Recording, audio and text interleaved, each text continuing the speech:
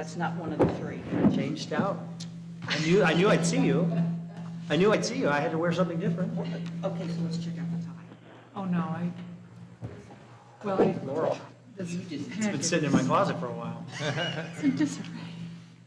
I have like a,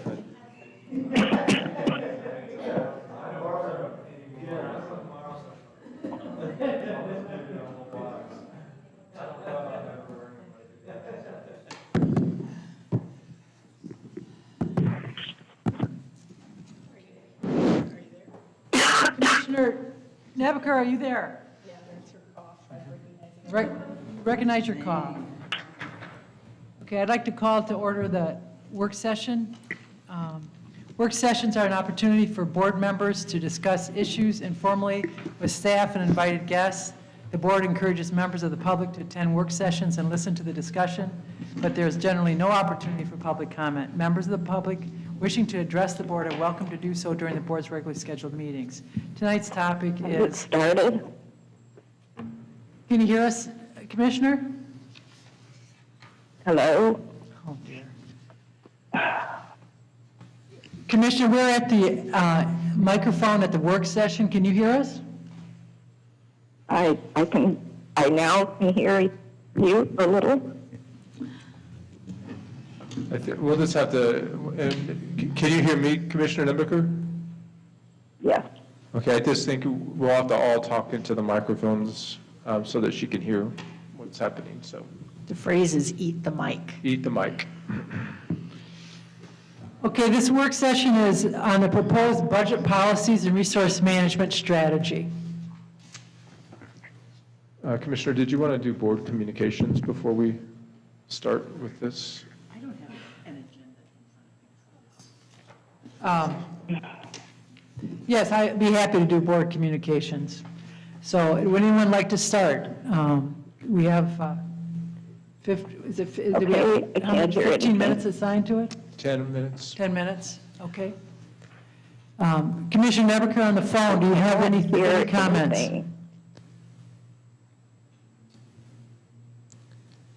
Commissioner Nebeker, can you hear us still? Hello. Oh, dear.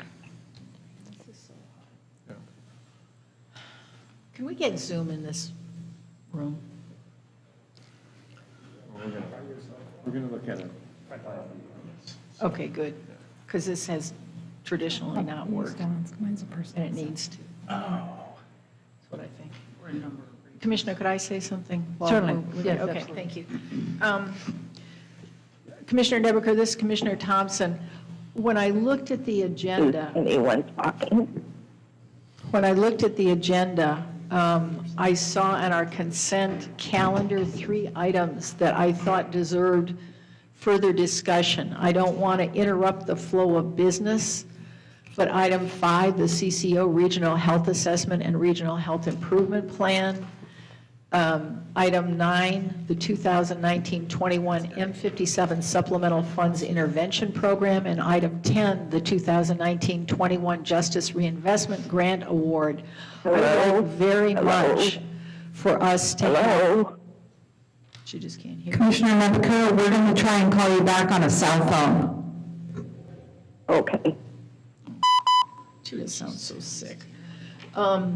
So items 5, 9, and 10, I don't want to pull from the consent item, but I want to flag them as being worthy of fuller discussion in a work session, because I think these are critically essential programs for the county, and I want to hear more and have an interactive discussion with the program people involved. And at least on number 5, Commissioner, on the CCO, that's actually scheduled for February 4th. Uh-huh.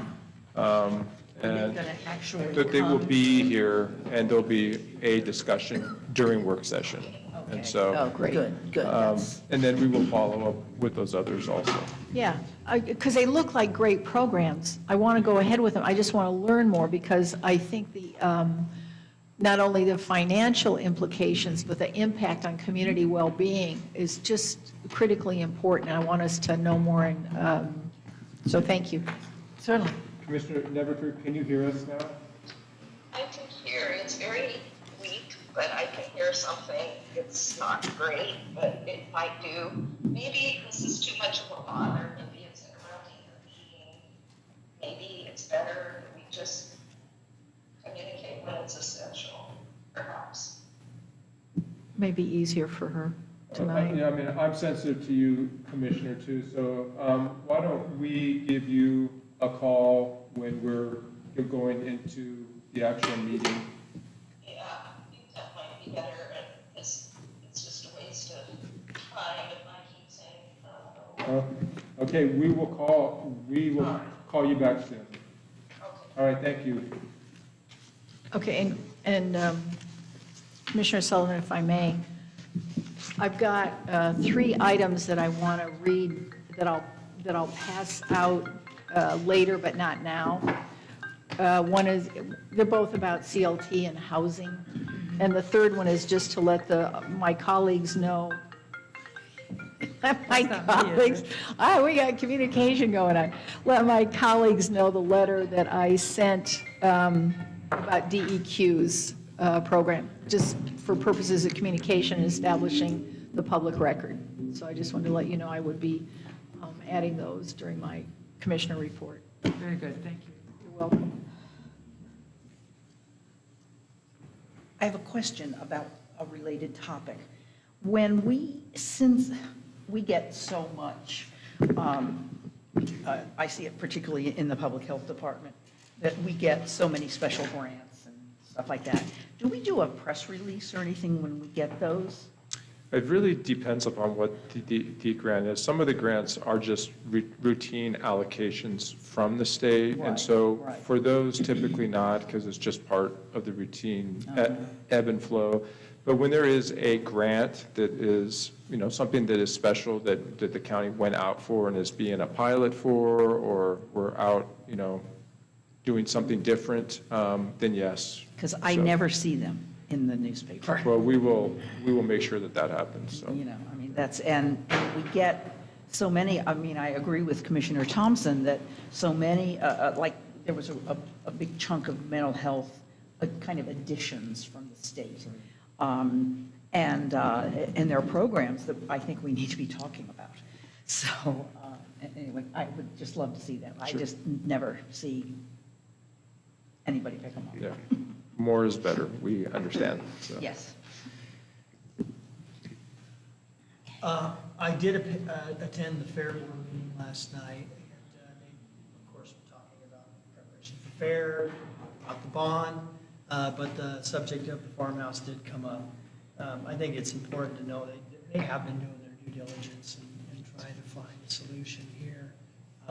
There was nobody there at the meeting last night from Preservation Society. I know John, after our work session yesterday, went out and contacted fire departments, and then also contacted the DEQ. And I don't have the response from him in front of me, but to characterize it, it was that they were not concerned about the lead paint. So that was not an issue for them. it sounded like. Well, to go back to what Commissioner Webb just said about communications and public relations and all of that, I think the thing that's frustrating for me is I hear staff and you as the Fair Board liaison be clear that you've been welcoming of any response at all, yet there has been no response, no presence from the Preservation Society. We've received a lot of letters. They've been in communication with the news. There's a real disconnect between the public information that's put out and the lack of follow-through that would allow us to do anything else except burn down that house. What do you think about that? I think John actually was running around today trying to chase down if there were other opportunities or alternatives. He spent time today doing that, kind of last 11th hour proposals. I don't think that any of them have panned out. But, as he said yesterday, I think that the door remained open for someone that has a very legitimate proposal that wouldn't cost the fair board. That just hasn't come. And I think there is a chronology of all of the efforts that's been posted on the Fair Board Facebook site, I believe it is. And Yeah. so, and it lays out all of the efforts that have been made over really years. Years, it's not just, So, It's a really good chronology. so we will make sure that that gets also posted to the county. That was the question I Website had also. yesterday. Good. Okay, So, All right, nothing. that's more pretty to good. Is anyone else, we're about at a 10-minute limit, so, or goal. All right, and, I don't know if there's any questions about the agenda itself for tonight. No, I voiced what I had concerns about. Otherwise, it was a lot of paperwork. It was logically laid out. There's a lot of paper. There's a lot of paper. So part of the work session is to do brief board communications in an informal setting, and then to ask questions, to see if there's any questions from the board about the actual agenda for the evening, and then to go into the topics on the agenda. So, Oh, well, I had a question. When we look at budget priorities, are you ready for that? sure. Okay. Ever since I've been on this county board of commissioners, going on my 6th year, I've talked about housing as a priority. It's still number 4. Well, I mean, I'm going to go through this and explain what those priorities are, because they're not actually the budget priorities, but I will explain that a little Thank bit you. more, because those don't represent what the priorities of the board are. And so I'm just going to jump into the. sounds good, into- thank you. And so I'm doing this instead of Monica, because Monica is still driving back from Portland. Oh, I forgot about that. Heather is also driving back with her, so did you fly back? literally or figuratively.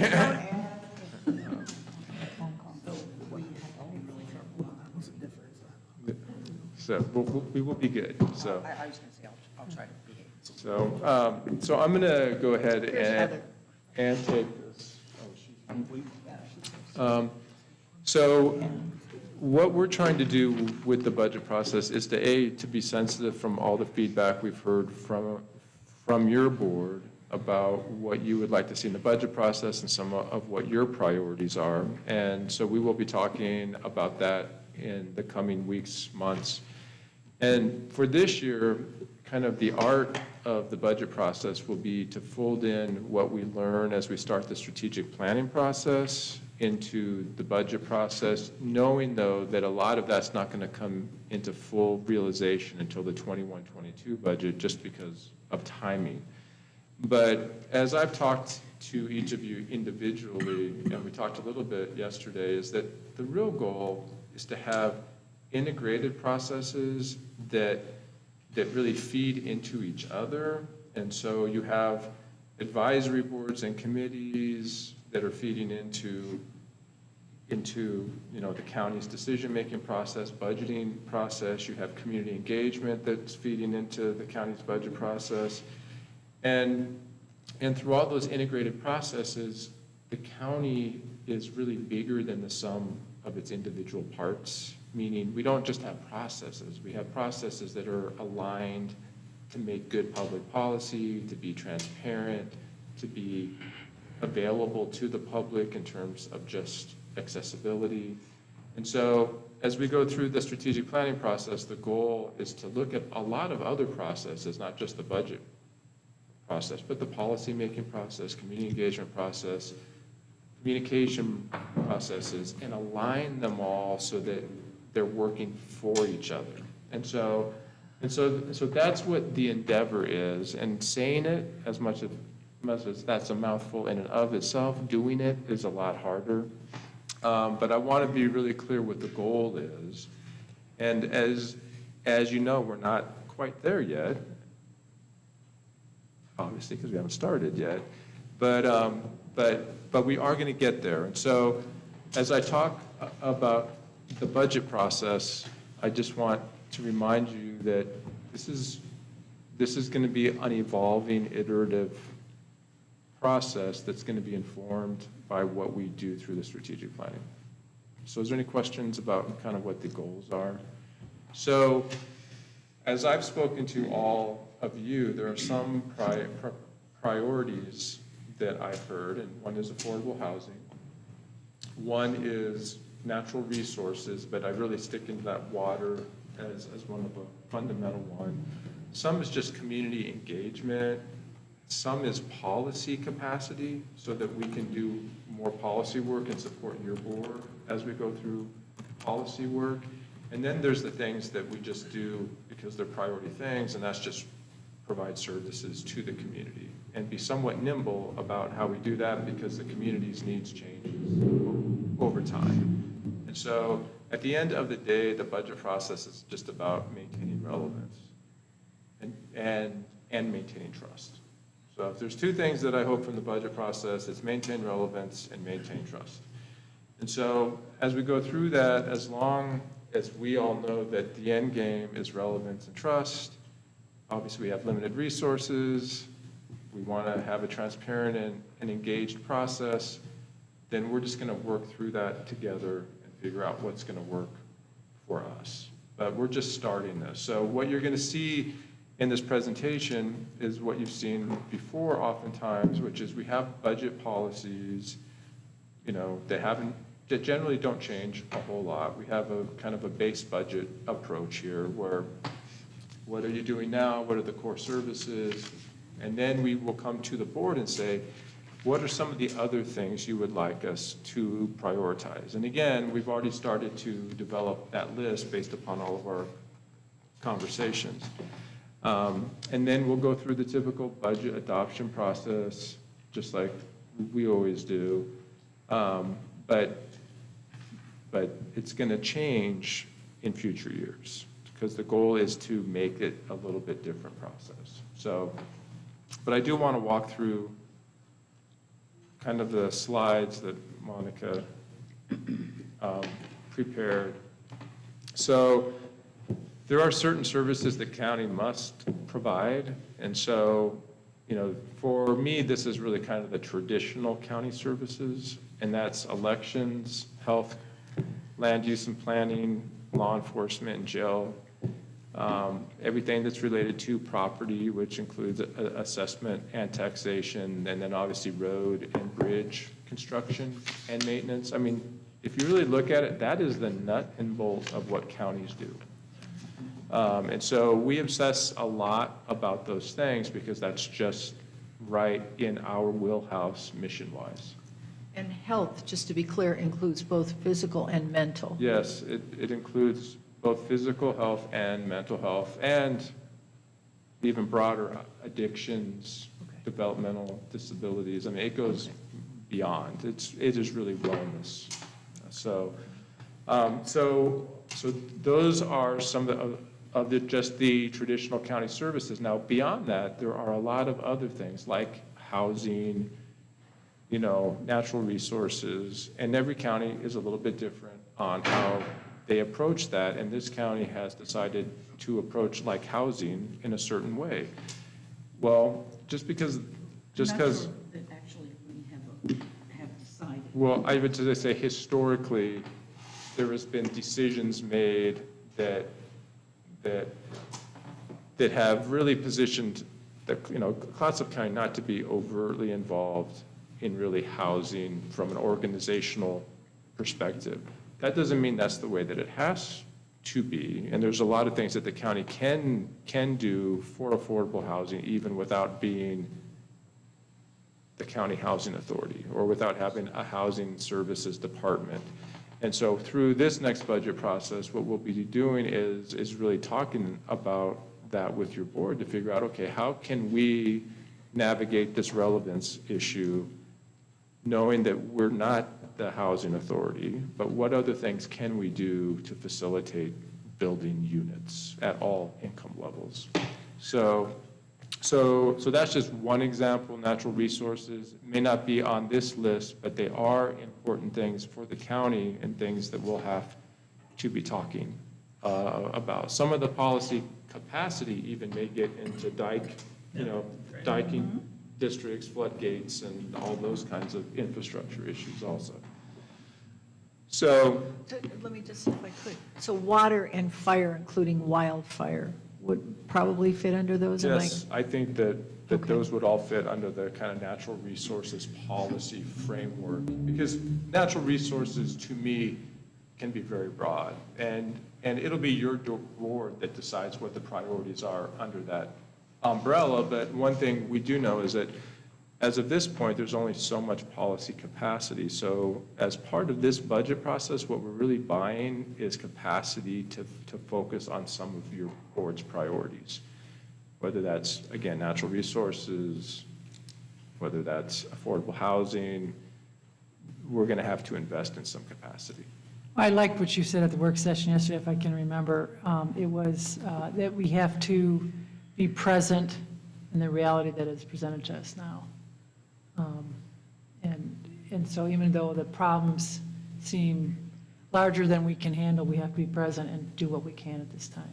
Yes, I think That's my interpretation. Yeah, and I think that's kind of what the public policy imperative is, and that's what the role of your leadership is at the end of the day. So some of the questions that we will be asking your board is, what are the services that the county should be focusing on? We're always focused on how do we pay for it, and then how much shall we pay, because we have to do a lot of things.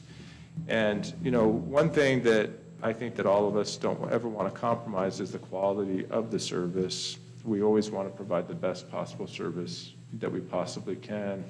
And so how we pay for it and then how much can we get and not jeopardize quality is an important factor in that. And as you all know, I feel really strongly that the budget and all of our public policy work have to reflect the community's values. And that's not, those values evolve over time. And so, for every government, part of our relevance is really defined by how well we are kind of a canary in the coal mine function of what's really happening in the community. And really, what levers can we pull with others? Because there's very few things that we can do all by ourselves. What coalitions, what partnerships can we engender to help us get this work done? That's right. And tools, if I may, because I used to hang out with a Portland City auditor who had the theory that if you did a survey of 500 people, that was sufficient to achieve a valid sample. So one of the things I'd like us to look at is if we want to have the tool of a community survey, because we do our best to listen to everybody. We can't, the validity of that sample is yet to be determined, but I'd like us to consider what would it cost, and do we want to see what the community values are Yeah. with something that's really more objective and not just the people who have time and money and energy and inclination to show up, but really get a really broad, accurate cross sample. And I think that's a really good question. And I think as we go through the strategic planning process, one of the things we're going to be talking about is what are the tools that we want to use so that we can monitor, engage, measure public interests at any given point. And because we do need to know. I mean, we all do the best we can of kind of interpreting. And again, that's what our job is. I mean, part of public interest is interpreting what services and values it has. And so, but it's easier to interpret if we have data.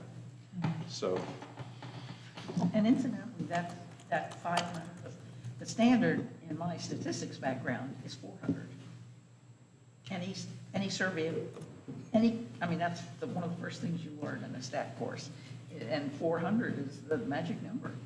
So as Yeah. long as your survey vehicle. In Barbara Clark's Portland, it was 500, but you know what? But no, that's because Dick Tracy wrote that whole survey thing.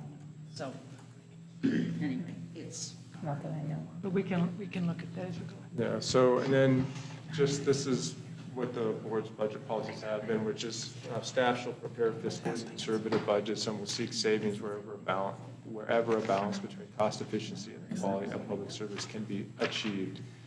You know, part of my experience in local government the last 8 years is that every budget has a certain legacy.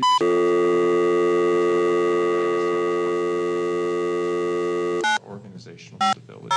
And one of the greatest things we give to the community and to our employees is to know that we are positioned to endure in the good times and the bad. Said many times is that when things go bad, government has to show up. And sometimes when things go bad is when we have less resources, like in 2008, when the economy stalled. When the world economy stalled. Yeah, I mean, the reality is that jurisdictions had a lot less resources, and the community had a lot less resources, families had a lot less resources, households had a lot less resources, and when people needed us, sometimes that's when we're positioned the least to help them. And so part of my goal is to position Clatsop County, which I think we already are, to be able to show up when people need us the most. And so, and that's why we have reserves, and I think that is important to continue, so. But there's a gap when we start to perceive the need before things fall off a cliff. And to the extent that we can intervene in that gap to avert some disasters, I'd like to have that be part of what we're talking about as well. Absolutely, it assumes active management Okay. the entire time. I mean, everything that really positions an organization for the long term requires active management, active data sources, active consultation with the Board of Commissioners. I mean, it is a very active process.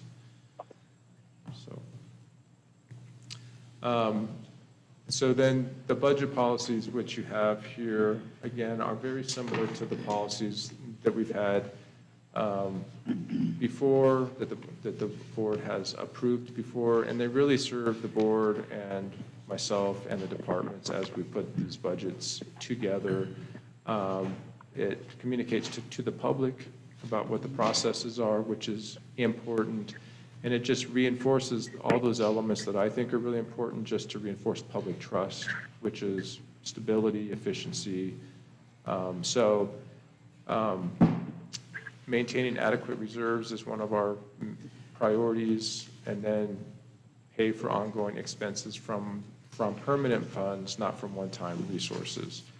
And that's why with the timber money, we are setting it aside for some of the one-time resources and the stabilization, but we're not spending it all. So I don't know if there's any questions about some of those underpinnings, but we do approach this in a base budget way. We pursue additional revenue sources when we can, because you have to grow revenues to continue to provide services. We do something that a lot of governments don't do, is that we don't spend everything that we budget. If there's savings, we ask departments not to spend it so that it can become part of the fund balance, so that your board can decide how it's going to be spent based upon what your priorities are in the next budget process. So there are other organizations that if you budget $100, they're going to spend $100. Yeah, right.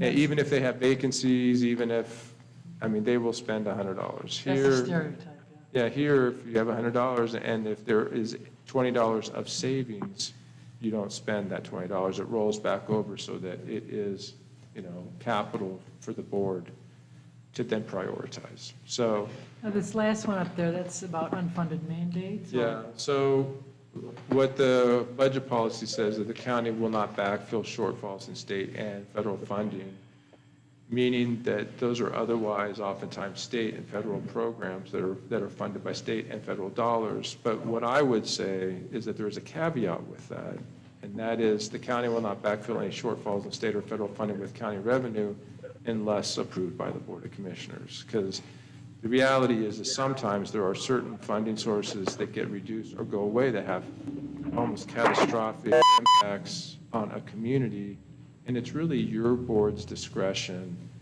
on how you want to approach those moments. I would And like to so- see that language added to that policy, because this is a very conservative set of policies, and I believe in conservation whenever possible.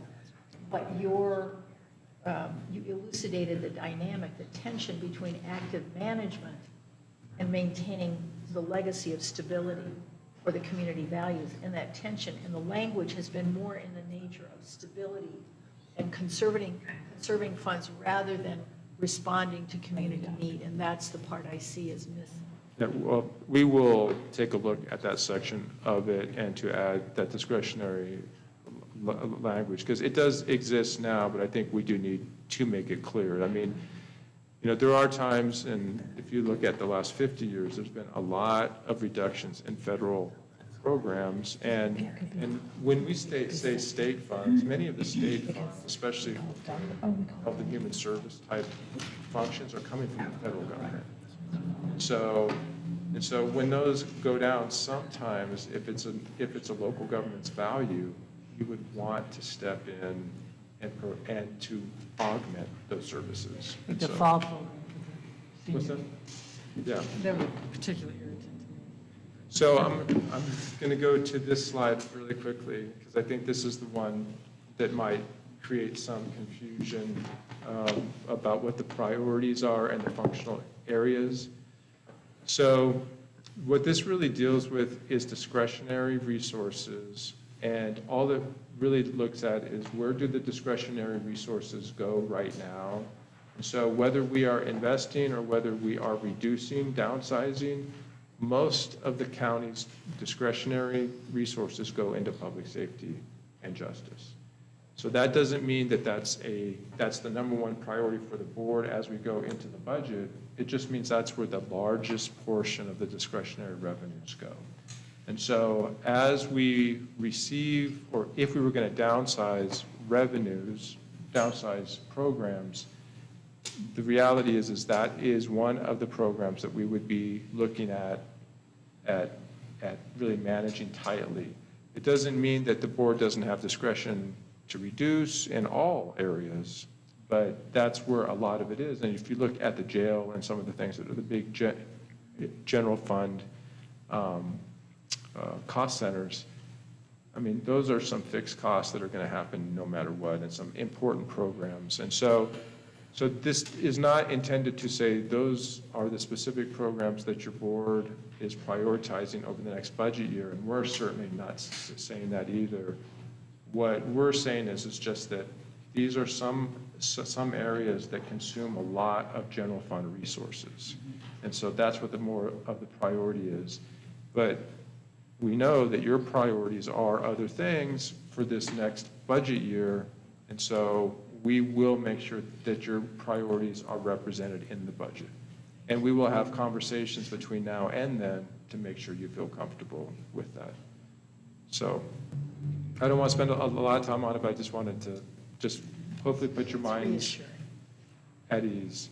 And so this is just a diagram of the budget process. Again, I'm not going to spend a lot of time on it, but it is a process, and there's a lot of hands that are managing this process. And obviously, it also includes budget committee members. So that's the process we will be working on in the coming months. Some of the key dates, we're attempting to have the budget documents to the printers on April 17th, trying to give your board and the budget committee a couple weeks to have it before we have the first budget committee meeting, and that's scheduled right now for April 29th, where the budget message will be presented.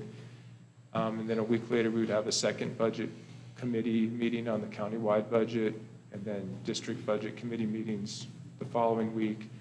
And then we have a placeholder on the 14th for another budget committee meeting if we need it. Just depends on how it all goes, leading to the June public hearing and adoption by the board. Again, this calendar will change in future years, but this is what we are anticipating this year. So we're thinking again about an 8-hour session rather than 2 shorter ones? Well, since this is my first round with you, I'm open to whatever works, but right now, what we have is a 2-hour session and then an 8-hour session I after would, that. may I, So, for the record, Mhm. I strongly disagree with asking citizens to come in here and spend 8 hours on a budget. I 8 think that hours is a long time. I think that is just way too much of an expectation for our citizens. Well, we will look at that. So- 8 hours, even for staff, is a long I time. was going to say 8 hours is a So- little tough for, Commissioners, too. So let's take. I just um, gotta tell you, I've done that as a citizen volunteer, and it's doable. I understand your objection. I can't say I agree with it, because I've seen citizens, the Tax Oh, I- Supervising and I Conservation have too. Commission. And I think it's asking too much of people Well- to do for free. We did it every year for the annual operating budgets of all the municipal corporations in Multnomah County. So it's possible to do it and do it well. Well, I think that what I would say is that we will talk to your board about how best to do that. It is going to take time, and then it's just how do we divvy that time into a process that is efficient and effective for everybody. So that is what we are looking at. Happy to take any questions or comments as we go through this. And again, what I would just say is that just let me know, let Monica know if you have any questions or concerns as we go through this. We are readily available. We take the input seriously, and we're eager to work through this. I'm even more eager to work through the strategic planning process, but I'm still a budget person too. I had a question about the term budget officer versus the county manager versus what the budget director. Can you talk about that a little bit? Sure, so the budget officer is actually a statutory term. It's in the Oregon budget law. And so- Budget officer, okay. Yeah, Is that the same as some counties might say treasurer? Well, no, it's a designated budget officer, so I was the budget officer over in Washington County, and it is a statutory role that just says you will have a budget officer. And so you designate someone. Sometimes it is your chief finance officer in some organizations, sometimes it's the county manager. It can vary, but you designate somebody who is just in charge of the budget process. So the budget hostess, basically. The budget hostess. The budget host, yes. So that's just the correction of aligning that with the statutory language. Okay. Are we going to go through the material we were given, that is the directions and proposed budget So policy? we certainly can, or, That's what I thought the session was. well, it is, but it's also, we aren't asking your board to take any action today. And so if we can do it in one-on-one meetings, we can do it, however, and then we can bring it back. We're going to bring it back for your board's approval. And so that can happen in whichever way you would like, so. But if you have comments now, certainly, Commissioner, I'm happy to. I have mostly questions, which I'm sure we would share, so doing one-on-one. Sure, I mean, I don't let's know. go. On page, depends on which page number you're using, 11 on the county, on our packet, 7 in the budget policies. Roman numeral 6, about lobbying and grant applications. Is that new language, or has that been in previous years? That's been in previous years. The new language Okay. just deals with the legislative guide, but the actual language was already in. Was, okay. Yes. I was really happy to see that, and it's one of the reasons that I sought a legislative guide so that everybody's very clear Sure. about that.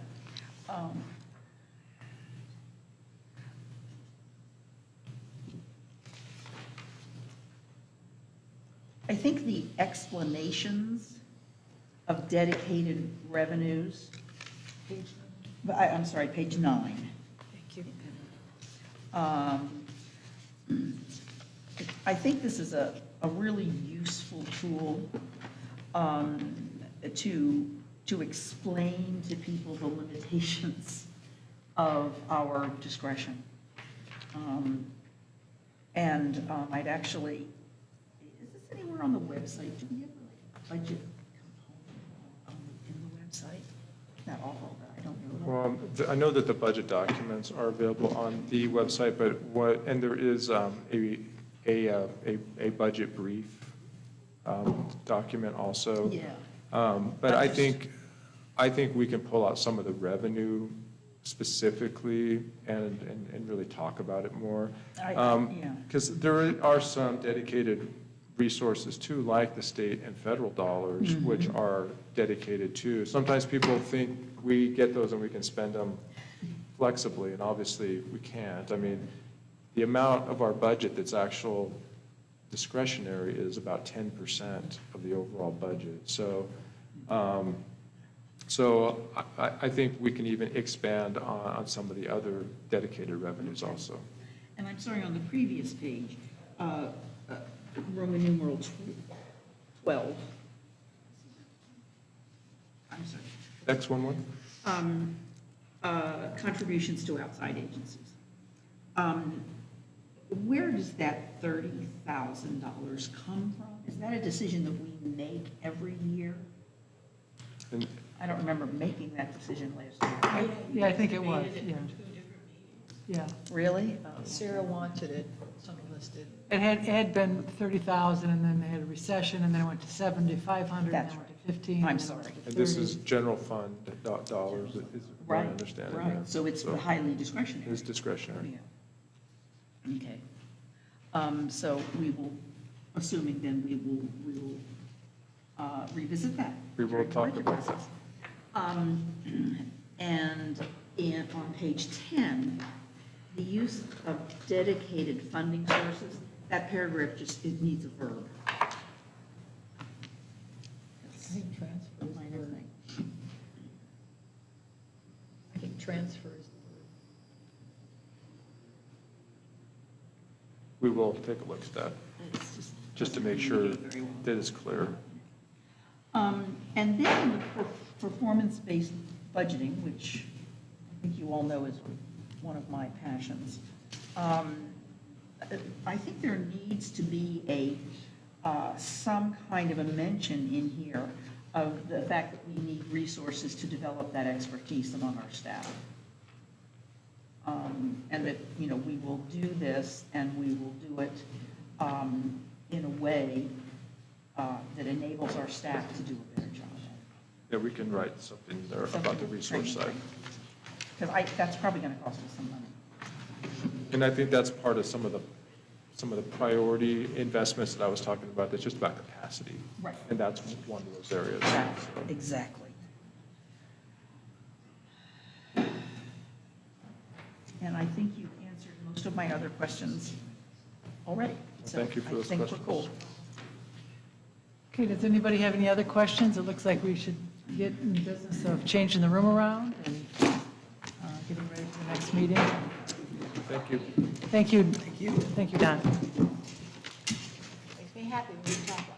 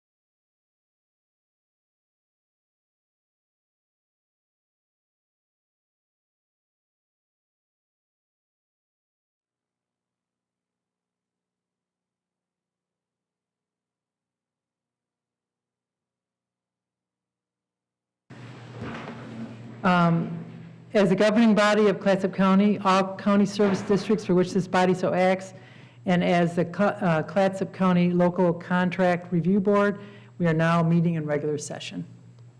Let's do the flag salute, please. I pledge allegiance to the flag of the United States of America and to the republic for which it stands, one nation, under God, indivisible, with liberty and justice for all. Thank you. I'd like to do a roll call, please. Commissioner Webb? Here. Commissioner Sullivan? Here. Commissioner Kula? Here. Commissioner Thompson? Here. Commissioner. And I have Commissioner Nebaker on the phone. Thank you. Thank you. Okay, the first agenda item is the election, or no, we do the public comment first, or the election? It's the election. The election, okay, okay. The first agenda item is the election of the chair and vice chair of Clatsop County Board of Commissioners for 2020.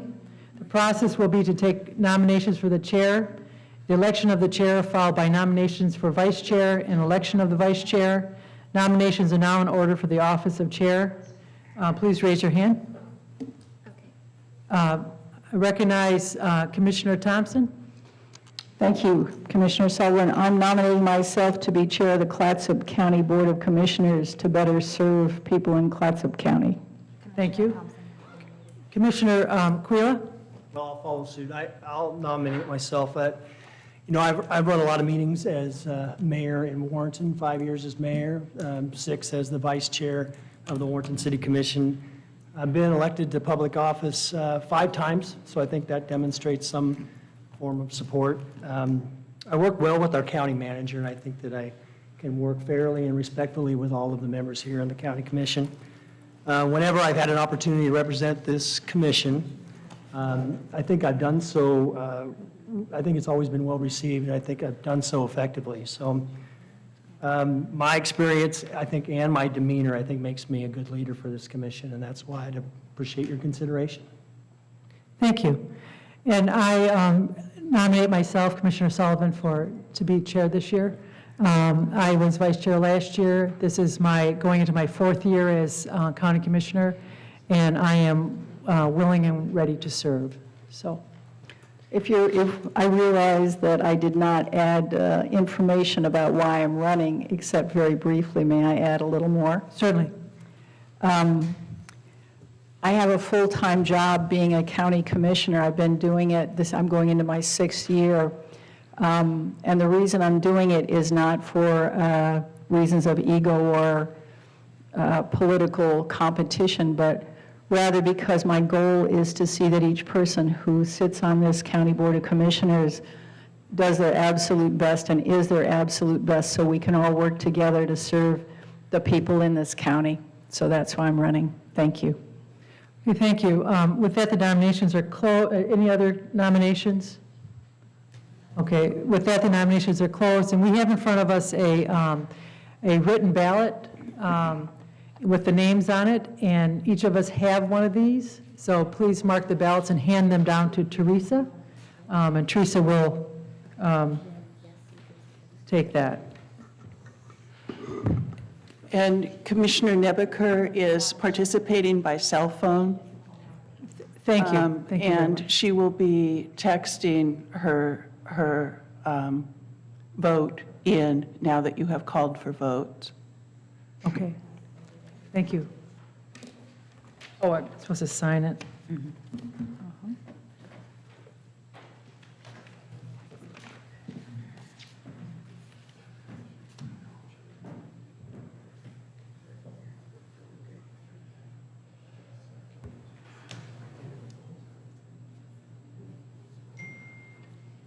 Okay.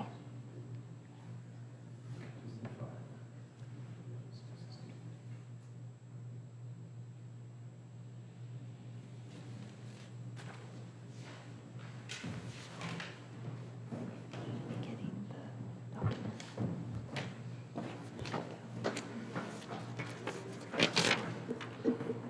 I'll read the votes. Commissioner Nebaker votes for Commissioner Sullivan. Commissioner Aquila votes for Commissioner Aquila. Commissioner Sullivan votes for Commissioner Sullivan. Commissioner Thompson votes for Commissioner Thompson. And Commissioner Webb votes for Commissioner Sullivan. 3 votes for Commissioner Sullivan. Congratulations. Thank you. And I appreciate everyone up here to give me support in this coming year. We are now going to seek candidates for the vice chair. And again, we have the paper ballots in front of us for vice chair, but I will take nominations now for candidates for vice chair. I'll nominate myself for the same reasons that I stated before. Okay? Ditto. Okay. And I'll nominate Commissioner Sarah Nebaker for vice chair. Any other nominations? Okay, nominations are closed. Oh, wait, no, sorry. Wait a minute. Commissioner Nebaker doesn't have. Okay. Are you looking for seconds? Are you looking? No, we're looking So- for, we're doing the same process as the vice chair. So we have Commissioner Thompson nominated herself as vice chair, Commissioner Aquila nominated himself for vice chair, and I nominated Commissioner Nebaker for vice chair. I'm sorry, I didn't. Okay. So. Is there any other comments? Okay. Please choose the person of your choice and then sign it, and Teresa will pick it up and do the count.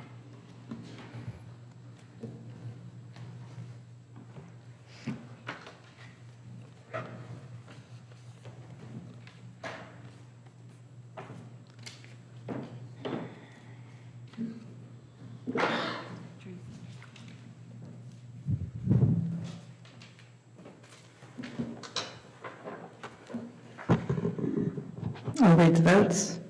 For Vice Chairman, Commissioner Nebaker voted for Commissioner Nebaker. Commissioner Thompson voted for Commissioner Thompson. Commissioner Aquila for Commissioner Aquila. Commissioner Sullivan for Commissioner Nebaker. And Commissioner Webb for Commissioner Nebaker. Commissioner Nebaker received 3 votes. Okay, thank you very much. We will move on to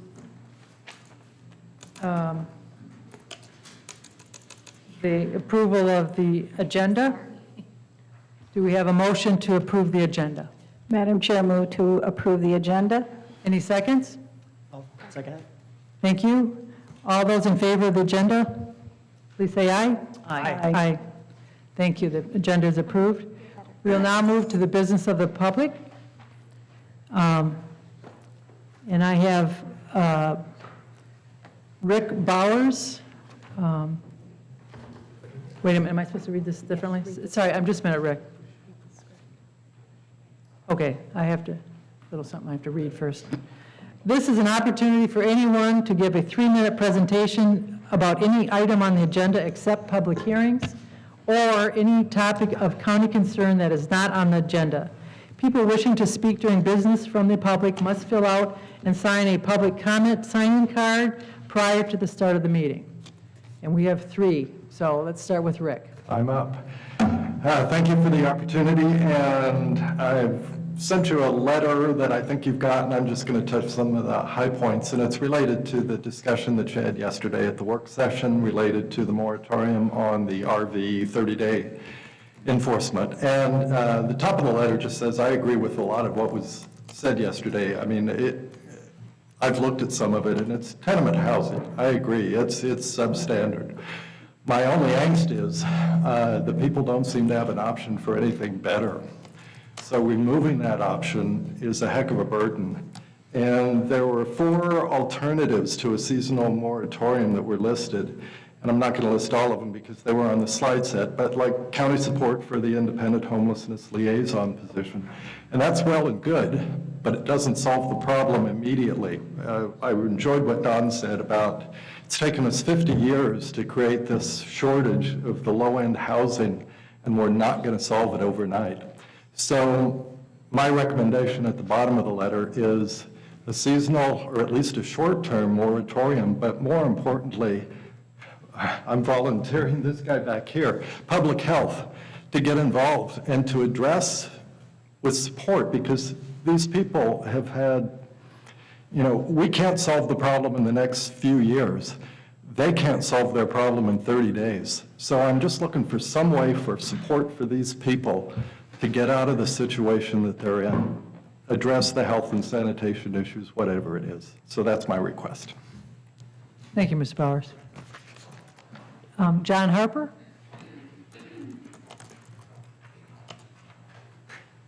Happy New Year to all.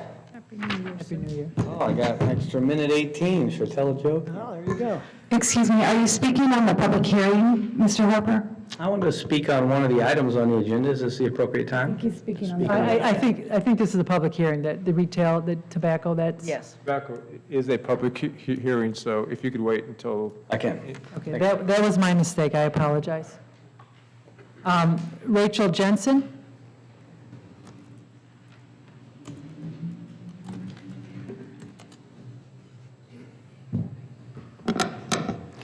Good evening, Commissioners. I'm Rachel Jensen. I'm the Executive Director of the Lower Columbia Preservation Society. First off, we'd like to commend Clatsop County for preserving the Fairgrounds Farmhouse over the past century. Through the dedicated work of Clatsop County Court, the Oregon Agricultural College, Clatsop Community College, and the Fair Board, the public has spent the last 100 years ensuring that the farmhouse continues to exist as a community resource. The ongoing desire to find a new use for the building has assuredly been a long and bumpy road, but the decision to burn it down now is an unnecessary dead end. There are essentially no protections for historic properties in unincorporated areas of Clatsop County. There are no inventories of significant historic resources or ordinances that require public review of applications for demolition outside of local municipalities. That being said, when a significant historic resource becomes threatened with demolition, in this case by the county itself, the public is charged with doing the research and presenting historical information to decision makers, usually under urgent deadlines. As has been demonstrated by recent outpourings of interest, many in this community would like to see better stewardship of historic resources, particularly those that are publicly owned. The message we are receiving is that people feel that local government did not adequately involve them in this process. When the Daily Astorian article was published in April, the takeaway was that the commissioners wanted the fair to make an effort to sell the house, and at the absolute minimum, that wood from the farmhouse would be salvaged. This message certainly did not include an indication that the county would choose to burn the farmhouse to the ground. Over the past 5 days, LCPS has received over 65 direct messages of support, including offers to assist in future preservation planning, site design, and research to help save the farmhouse. During this past week, we've had over 1,200 unique visitors to our farmhouse webpage. Imagine if the county had made a PR effort to reach out to the public before they made this building surplus, or when they were looking for a private buyer, or when they were holding a public auction. The urgency to burn the structure is a self-imposed problem, and it's a self-imposed deadline. The Fair Board is concerned with fair business, and that is their charge. But you, as elected county commissioners, are the guardians of our historic resources and should take a much broader view on this issue.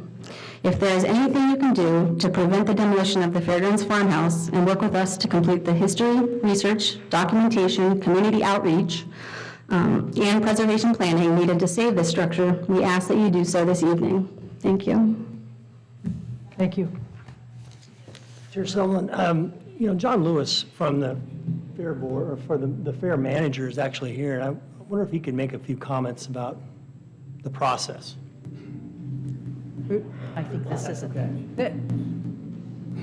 That's okay with me, if you're comfortable with that, Mr. Lewis. I'll be brief about it. My name is John Lewis, I'm the Fair Manager. Yes, we take this seriously, and we've made several efforts to get somebody to either take the house in pieces, to salvage the wood, or take it intact. Even with Lower Columbia, we've they wanted an MOU, and we counter-offered, we'd give them a year and a half to do their study.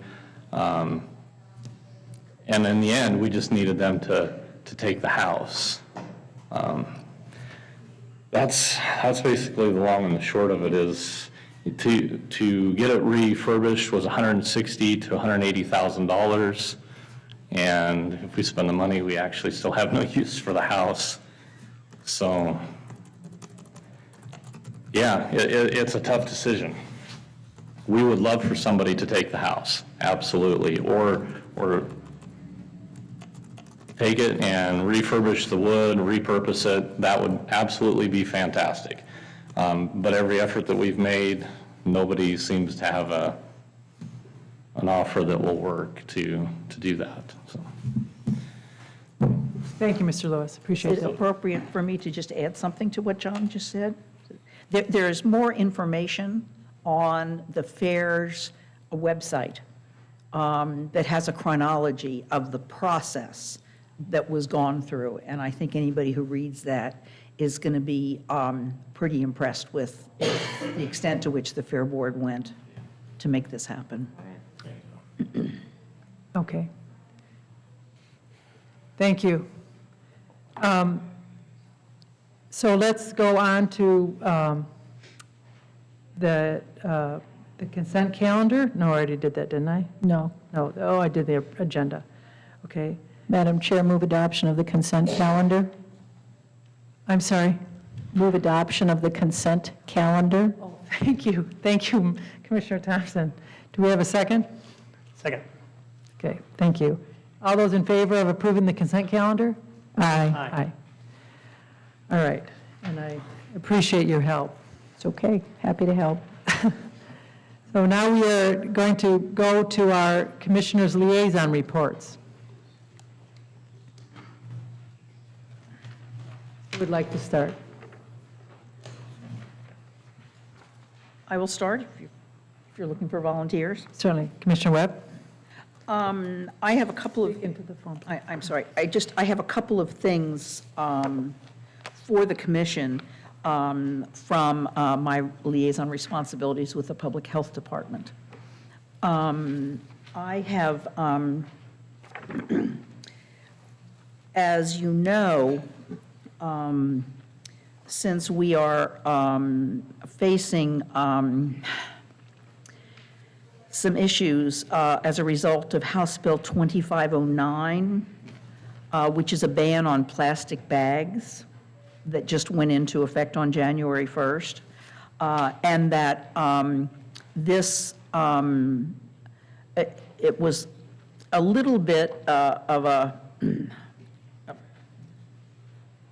the public was very interested in what the county's potential role would be in a couple of specifics that the actual law did not address. One of them is, for instance, mobile units that provide food for takeout. And so, so I guess the operative part of this is that the response from OHA about these inquiries is that law enforcement, along with city and county officials, are responsible for determining how this bill is implemented at the local level. This includes deciding what type of food service facilities are included in the ban. And since we have a number of drive-through and pod type of folks, this is an issue that our Public Health Department will be dealing with as part of its inspection of all food service vendors in the county. So I just wanted to let you all know that was the deal. Commissioner Webb, may I ask, is there anything that we as the governing body of Clatsop County need to do at this moment, or nothing? I think we need to wait for the Public Health Department to come back and tell us what their suggestion is. Thank you. For how to implement this.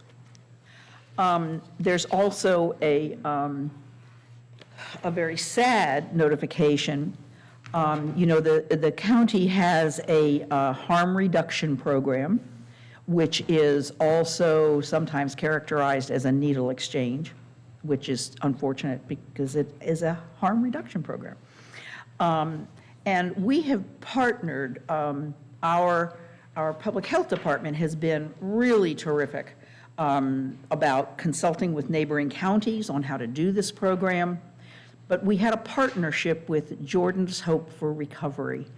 And Carrie Strickland, who is the mother of a young man who suffered with substance abuse, and she started Jordan's Hope for Recovery several years ago and has been a wonderful partner with our harm reduction program. And she has decided to stand back from this program and is bringing the organization to a close. And so I think there are going to be some questions from the community about what this will mean.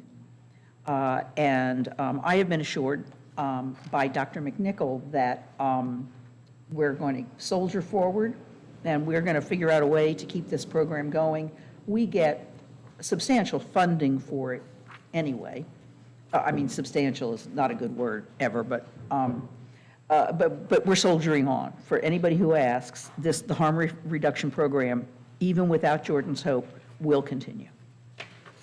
Commissioner Webb, if I may, is it appropriate for this body to in some way recognize the contribution for Carrie Strickland to a proclamation, a certificate, some kind of something that I says think thank that's you? a wonderful idea. You too. I think that's a wonderful idea. Wonderful. Yeah. Perhaps Commissioner Webb wants to take that on? Okay, I'd be happy to. I'd be happy to. A reminder that the hazardous waste site is finally coming online, and we're having a big celebration out there Friday at 4 o'clock. Rain or snow? But yes, absolutely, because have you seen the forecast lately? Yeah. It's going to rain until like April 12th. So come one, come all. We're going to be serving champagne, and so it is an exciting thing. It's been something that's been very important to the Public Health Department for quite a while, and it's been a real battle of delays and funding to get it going. So it's a happy day. And we all probably need to become informed about what constitutes hazardous waste and what does not. And so the department is doing a very energetic public information campaign about that issue. One last public health issue is that CODA, which is the organization based in Portland that is going to be opening what are we calling this?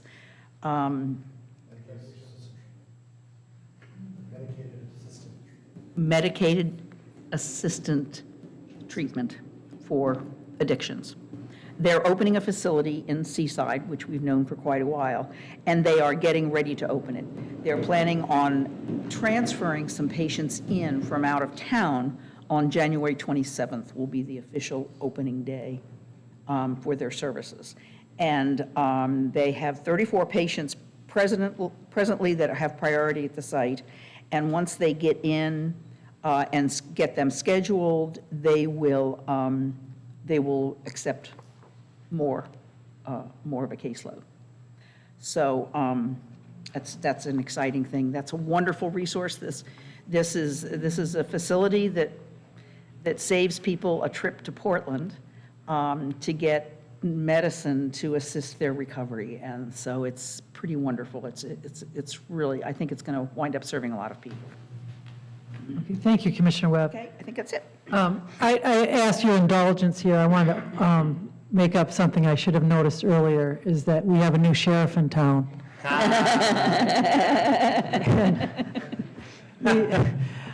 Sheriff, would you like to come up and say hi and anything that you'd like to? So Sheriff Matt Phillips, and I apologize for not attending your ceremony. I was out of town, but I'm very happy to see you here in your new role. All right, well, thank you. I'm sure we all are. Prepared to speak tonight, but thank you for having me and for the recognition. The first couple days has been like drinking from a fire hose, but that's okay. I guess I'm big enough to take it, so I've been enjoying it and look forward to working with you in the future and doing everything we can for our community. Okay, thank you very much. Questions? Madam Chair, if I may? Sure. Sheriff, I never thought I would see Tom Bergen cry in public and have the whole audience crying with him when he said goodbye, but the speech that you gave to inspire all of us about your vision of the protection against evil and the heritage from being the knight in service of the Lord in medieval time, it was extremely touching. My mother's maiden name is Knight, so I took it very personally. But to see Sheriff Bergen's daughters unpin the sheriff badge from him and to see your daughter pin it to you and to feel the very personal connection, not only with your family, when you swore in all those law enforcement personnel, it was a goosebump moment in the whole room, and the room was filled at the fairgrounds. So it's such a pleasure to serve with you, and your kindness and your courage and your strength really are a source of inspiration. Thank you. Thank you very much. Usually only my mom talks that nice about me, so I'll take it. But she was there too. Yeah, she's not here tonight, but yeah, thank you very much, Commissioner. You're welcome. All right. Okay, well, welcome.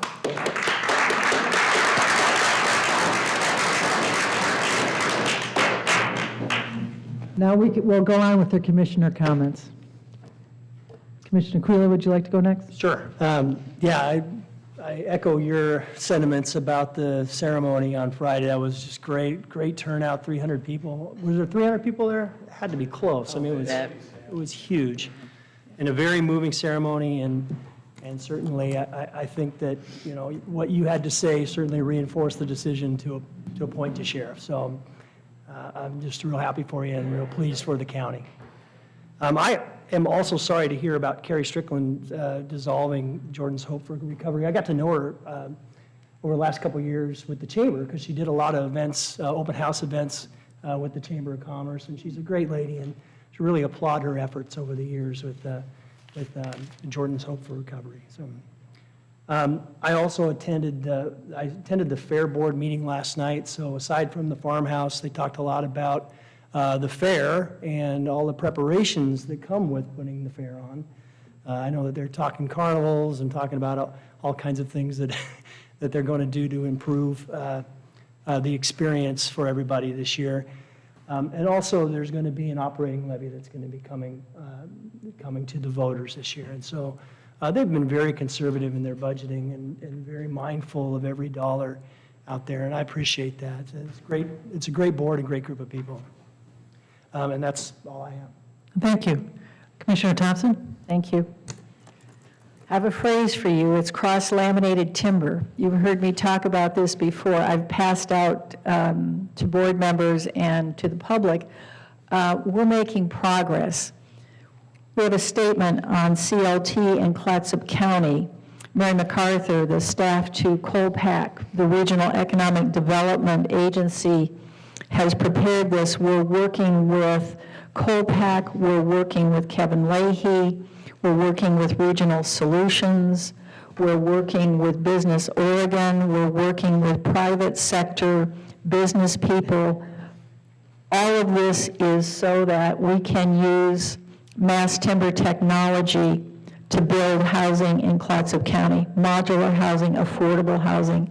If I had a magic wand and I could make one right now, you know I would, and it breaks my heart that I can't. The second thing I have is a letter that I wrote, and I'm putting it in front of my colleagues to the paper on the record. I want to go on the record. I sent a letter in support of the affordable mass plywood panel modular housing in the Pacific Northwest, meeting local challenges with local resources. Professor Judith Shine at the Tallwood Institute, OSU U of O, is working to develop prototypes to build affordable modular housing. This is a revitalization of our economy. It's a better use of the forest. It's affordable housing. It's an adequate and stable tax base based on manufacturing that adds value to our natural resources. It'll help us use our resources more effectively. It's a grant application. We're not assured of it, but we're in the game to help our local economy and our people and our forests flourish. The third thing that I have is a letter that I wrote. Commissioner Thompson. Could I ask a question about the CLT grant? Pardon me, it's not CLT, we have a new acronym, it's MMP, Mass Plywood Panels, Freris Brothers. Okay, and so will this grant go specifically to a company? It's right here.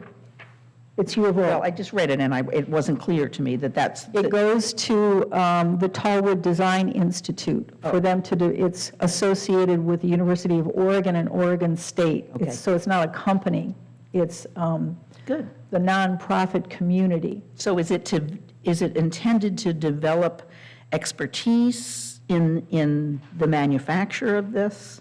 What they did, what the Tallwood Design exists to do, they helped Freris Brothers develop mass plywood panels. So they're there to help develop prototypes so that then industry can adopt them profitably. So Freris Brothers invested, I think, do you remember, County Manager, $9 million? Okay.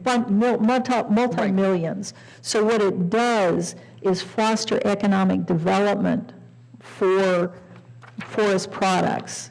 And so one of the uses, she talked about a 2-inch plywood panel being used to create modular housing. Wow. So better use of resources and jobs and economy and all that.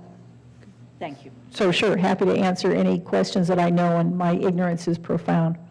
But Dr. Shine, oh, and by the way, Dr. Shine is more than willing to come and talk with us. So if we want to have a presentation, we can have a work session to the board. We could do cedar, we could do coal pack, it could be part of the next Community Leaders Forestry Tour. I proposed all of those. Okay. So that will go. Here's a letter to Richard Whitman about DEQ and freshwater issues. I want to talk a little bit about the problem. We had a presentation at the work session yesterday, seasonal code moratoriums compliance moratorium. And we had a map, a county map of where the code violations exist. 11 of these, the vast majority, are in District 5. That's because people can't afford housing. The gap between wages and affordable housing is great and continues to grow. So all I know how to do right now is to work on this economic development and still work with the rest of my colleagues for a shorter-term solution. So I want you to know that we hear you and we care and we're doing our best. Thank you for continuing to excite our conscience. Tomorrow I go to Colpack and Northwest Act. There's a water board meeting on Saturday for the water board in Falcon Cove Beach. I'm not going to be there because I'm going to be with the Medical Reserve Corps in Cannon Beach, getting more practice on the radio. So in case of catastrophic event, my competence will be increased in dealing with the radio, and I encourage everybody, I know, I can use all the help I can get, right, Sheriff? I encourage everybody to investigate opportunities that exist in this community for you to become more educated and more capable for dealing with any variety of catastrophic circumstances, because what we will have is each other and our skills and our stuff when things turn to dirt. So do what you can. Thank Okay. you. Thank you, Commissioner Thompson. And if I may seek your indulgence one more time, I forgot to mention that the Department of Forestry is going to have a session of public comments on the forest management plan. That's going to be in Salem on Tuesday, January 14th. So that'll be before the next meeting. But now, if we could hear the report from our county manager, please. Good evening, Board of Commissioners. I'm going to be really brief today. I apologize, we're kind of running in and out of the room. We've been in mediation all day today in Portland, and we're just at the final crux of getting a deal done, and so I apologize for that. It's been a little bit more hectic than it usually is. Besides that, I just also want to recognize the sheriff. We value our relationship with the sheriff's office. As you know, as we talked about during our budget discussion today, the sheriff's office is a big part of the organization in terms of budget, FTE, and just complications. I say that in a really loving manner, but we really value the relationship that we have with the sheriff. So I just want to recognize him and also thank him for all of his efforts as we move forward. So. Thank you. And I want to thank you and Heather and Monica and other people that were involved with this, I know, traveling and then coming back for the meeting. I appreciate the effort there. It's our pleasure. Okay, we're now moving on to public hearings. And on page 267 of the packet, I just read this. You have a script. I don't know what the script is.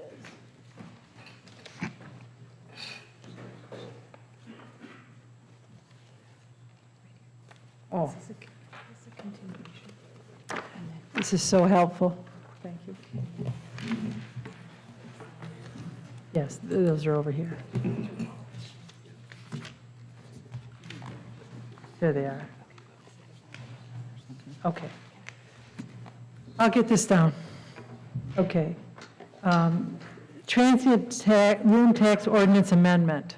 This is the continuation of a public hearing on ordinance 2019-05, amending Clatsop County's code to provide for distribution on a semi-annual basis.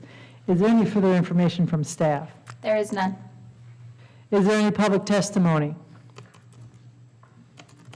There is none. Please, so I will close the public hearing. And we move into discussion. I have a motion on this. Madam Chair, I would move the adoption of ordinance 2019-05 to amend Clatsop County Code, Section 3.28, to provide for distribution on a semi-annual basis and conduct the second reading by short title only. Second. Okay, we have a motion on the floor to approve the adoption of the ordinance 2019-05 to amend Clatsop County Code 3.28 to provide for distribution on a semi-annual basis and conduct the second reading for short title only. It's been moved and seconded. Do we have any discussion? No. Okay, I ask for the roll call, please. Commissioner Webb? Aye. Commissioner Sullivan? Aye. Commissioner Kula? Aye. Commissioner Thompson? Aye. So it has passed unanimously. Oh, anything from? No? Commissioner Okay. Nebeker is not on the phone right now.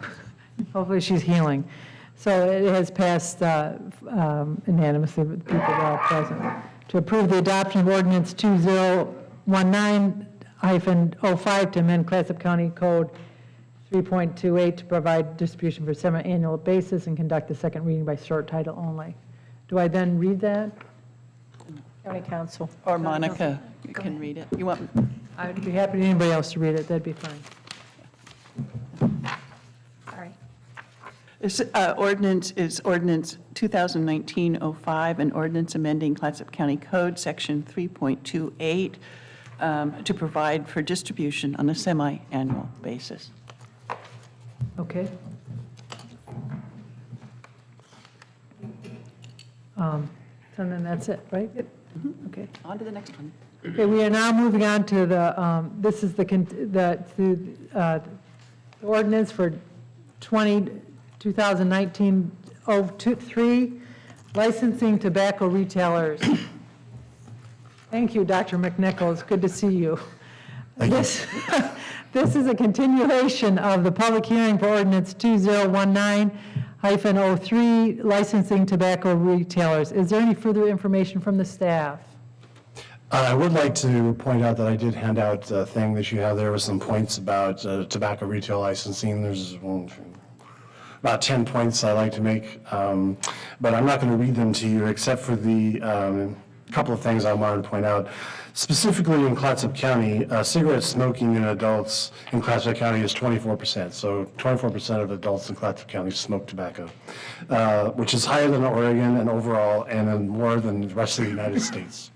In 1 year, $14.5 million is spent on tobacco-related medical care in Clatsop County, and another $13 million in productivity losses due to premature tobacco-related deaths.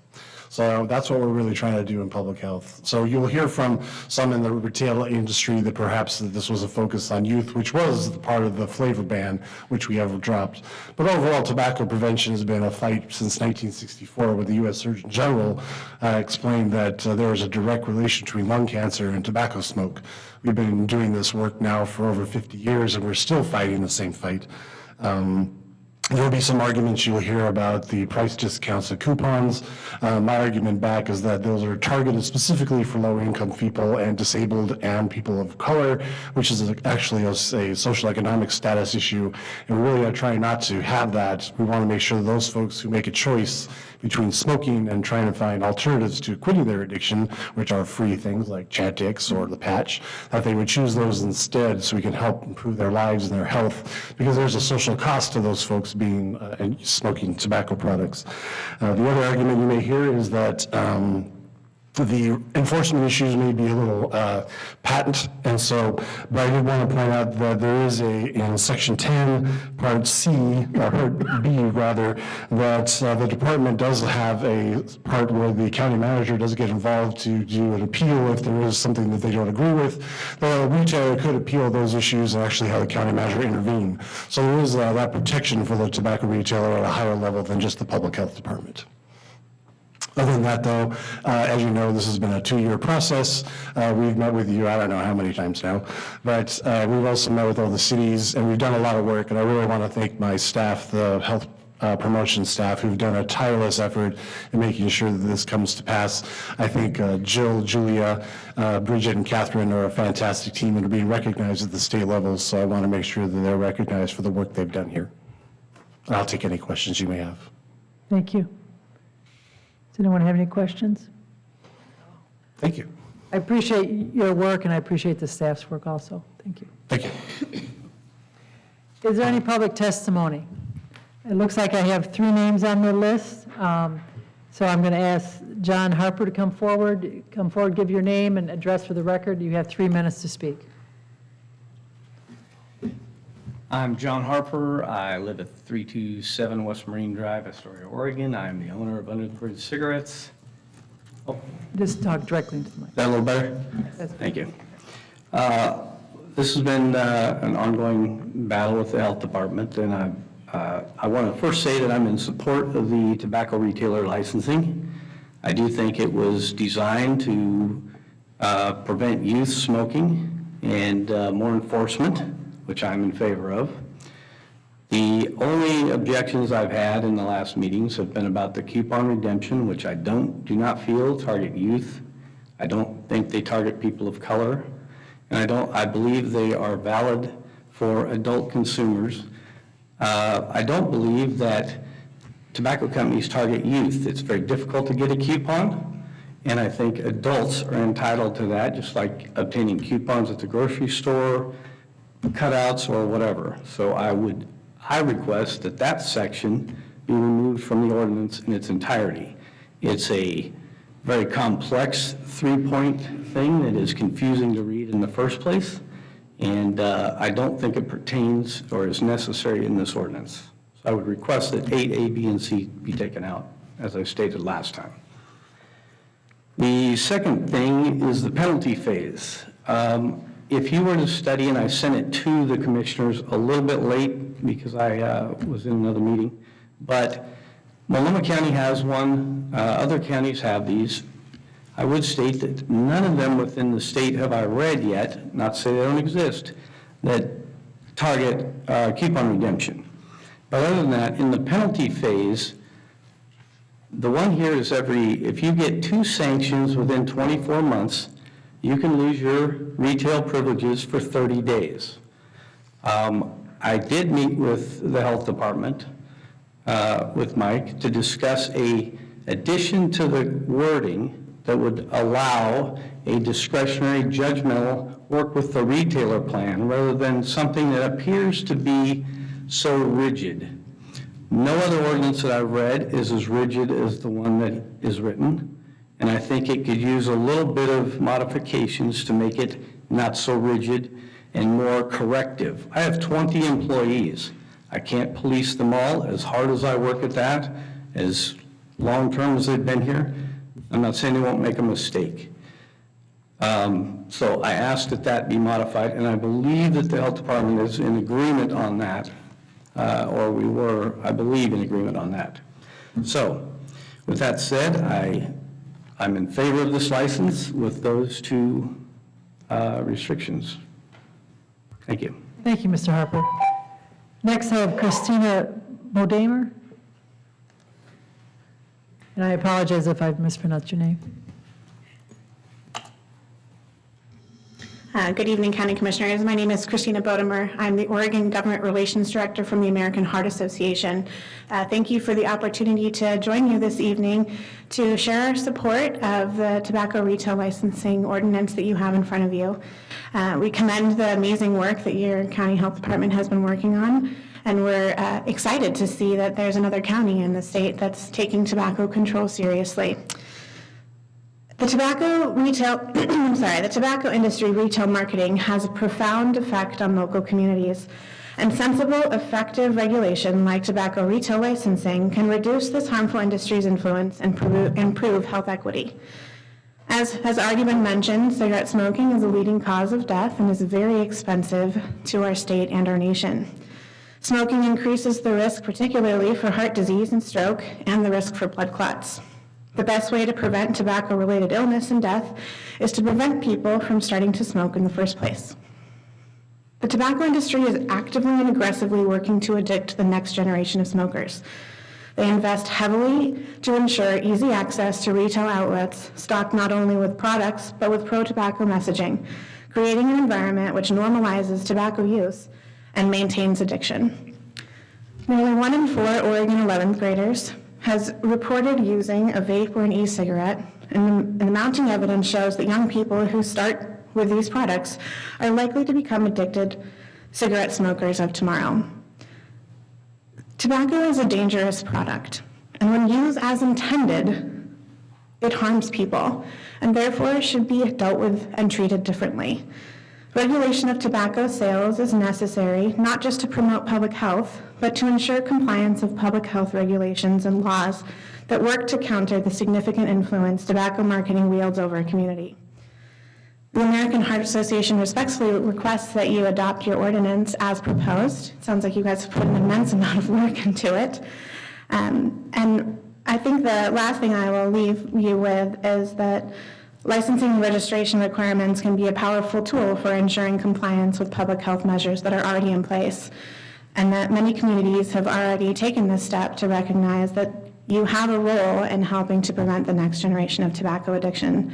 To the representative from the store that mentioned around coupons, it is our belief that there is no need to make these deadly products any cheaper than they already are, and that is why we commend the inclusion of a coupon ban in your ordinance. Thank you very much.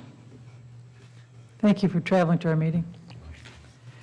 Next person is Christopher Friend.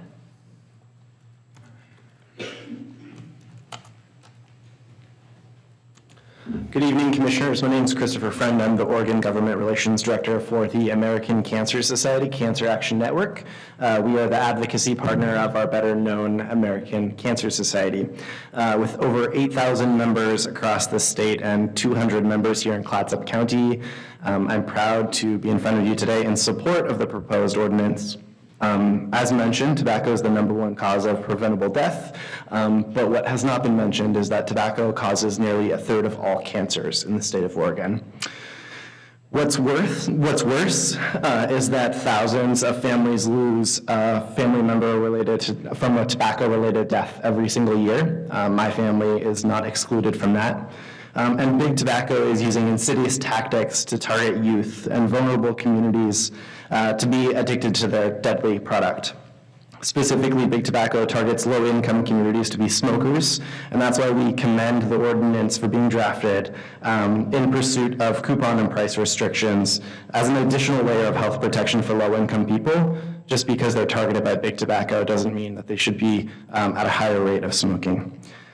Since their products are killing their current customers, Big Tobacco's business model depends on addicting today's youth to be tomorrow's smoker.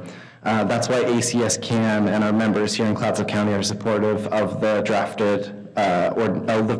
proposed ordinances drafted.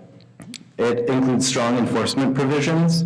It protects youth who have higher smoking rates here in Clatsop County than across the state, and it's an evidence-based policy to protect young people and vulnerable communities from tobacco addiction. I urge the Commission to move forward with the policy as drafted. It's been an honor to work with the esteemed professionals in the Public Health Department, and I look forward to future opportunities to address additional ordinances in the pursuit of protecting healthy communities. Thank you. Thank you, and thank you for traveling to our meeting. Okay, I will close the public hearing. Please,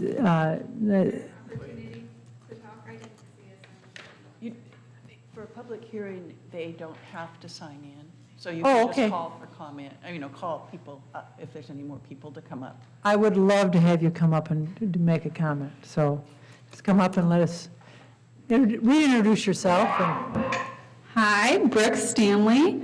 Do I give my address? 488 Lexington Avenue, Astoria, Oregon.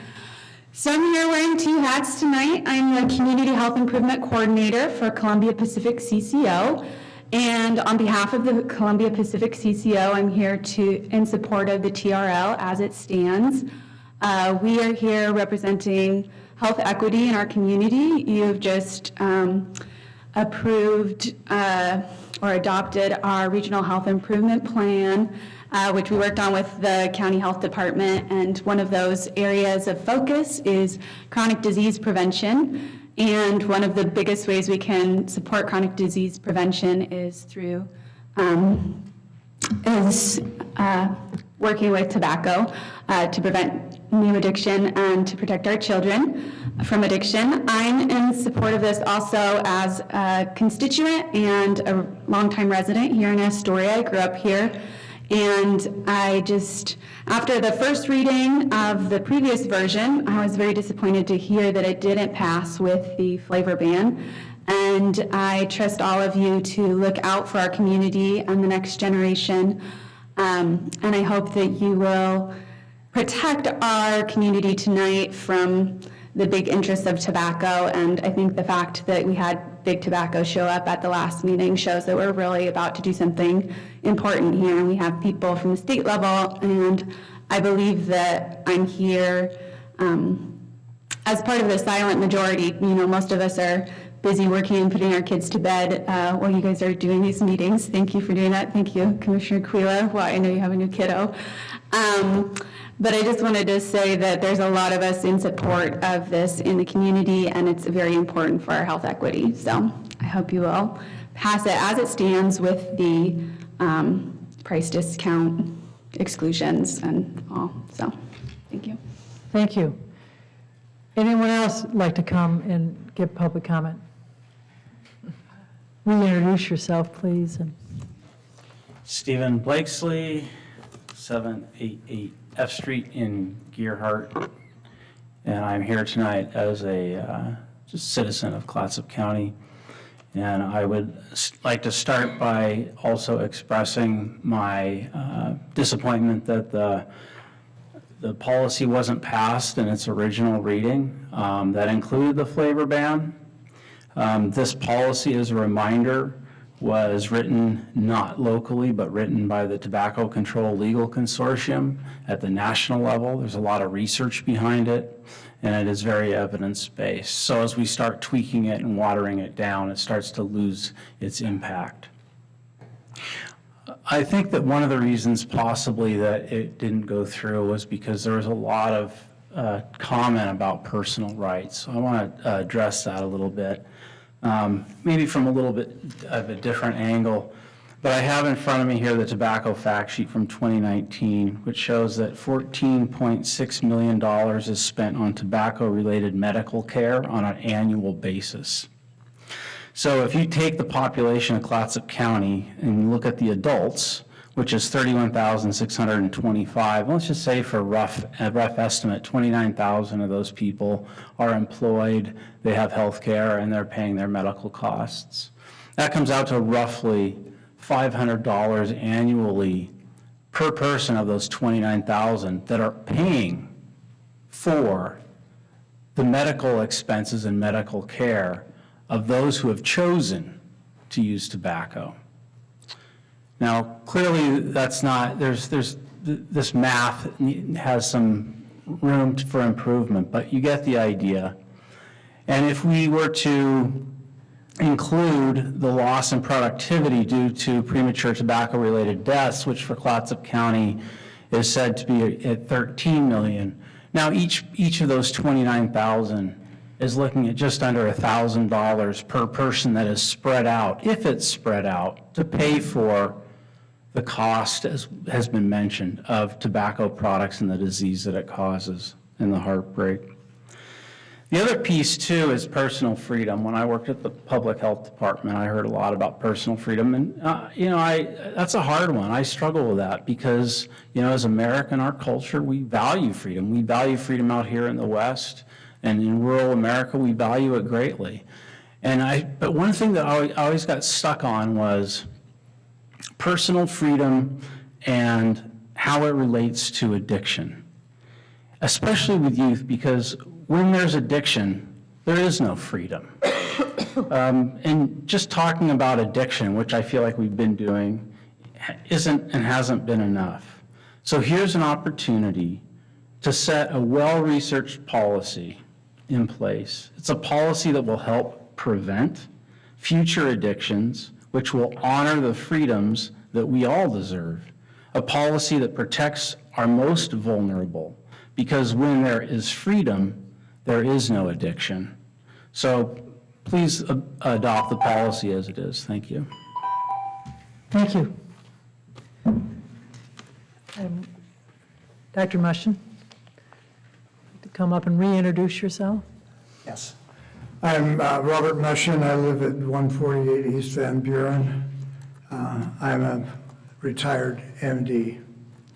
Let me start by saying that the Human Services Advisory Council is strongly in favor of this legislation in its entirety, including the flavor ban. Tobacco is the only legal product that's deadly when used as intended.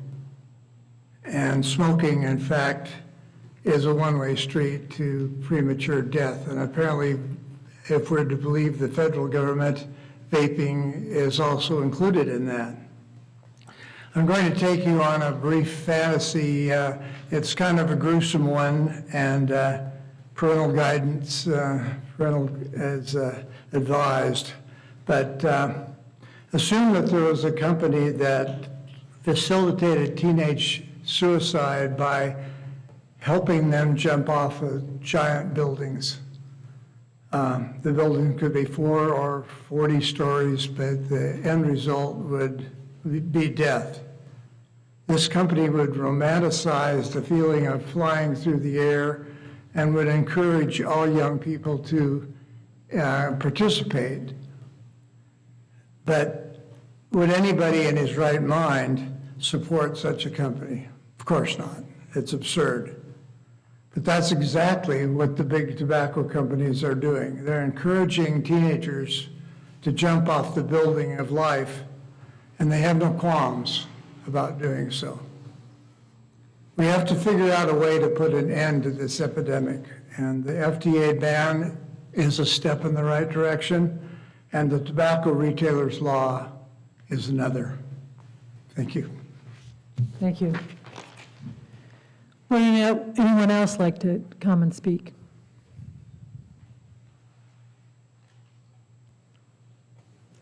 Okay, I appreciate everyone coming. I think it's important for any public process for the citizens to be heard. I will close the public hearing and let's have a discussion. Anyone would like to, any commissioners like to make a comment, or Could I make a motion? And then we have discussion of are we the, done with the discussion? Okay, yes, go ahead, Commissioner. I move that the board adopt ordinance 2019-03, licensing retail sales of tobacco products, and conduct the second reading of ordinance 2019-03 by short title only. And if you want discussion after that, after a second. Second. Okay. So we have a motion and to adopt ordinance 2019-03, licensing retail sales of tobacco products, and to conduct a second reading by title only. Any discussion?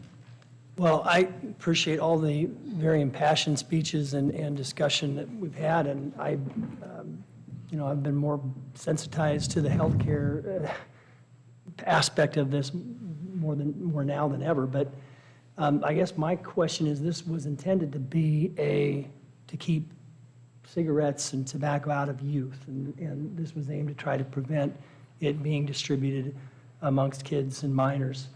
I guess I'm confused on the coupon and why that needs to be a part of it. Why is that something that is a portion of this when this is aimed to be about keeping it from kids? That seems like it's aimed towards adults. I guess Dr. McNichol? Dr. McNichol, would you like to help us out here?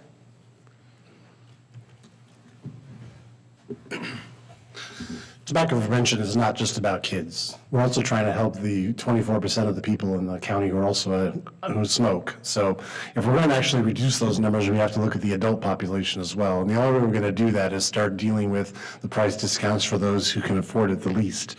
Healthcare-wise, if we're going to spend $14 million a year to help those folks maintain their addiction, then that's a policy that as a board, you can do. I would say that we want to reduce that number from 24%, which is the highest in the state, try to get that down by making sure that tobacco is more difficult even for adults to get. That way, if we do it's like, someone should send any sin tax that comes in. If you raise the sin taxes, then the idea is that it causes people to change their mind. So, and they don't spend the money on cigarettes and alcohol, and whatever else it may be. The retail license idea is to make sure that if you remove those coupons, then it make it so the tipping point on the price is enough to, well, maybe I can't afford tobacco this year at $6, $7, $8 a pack. Maybe I should go ahead and try to stop smoking.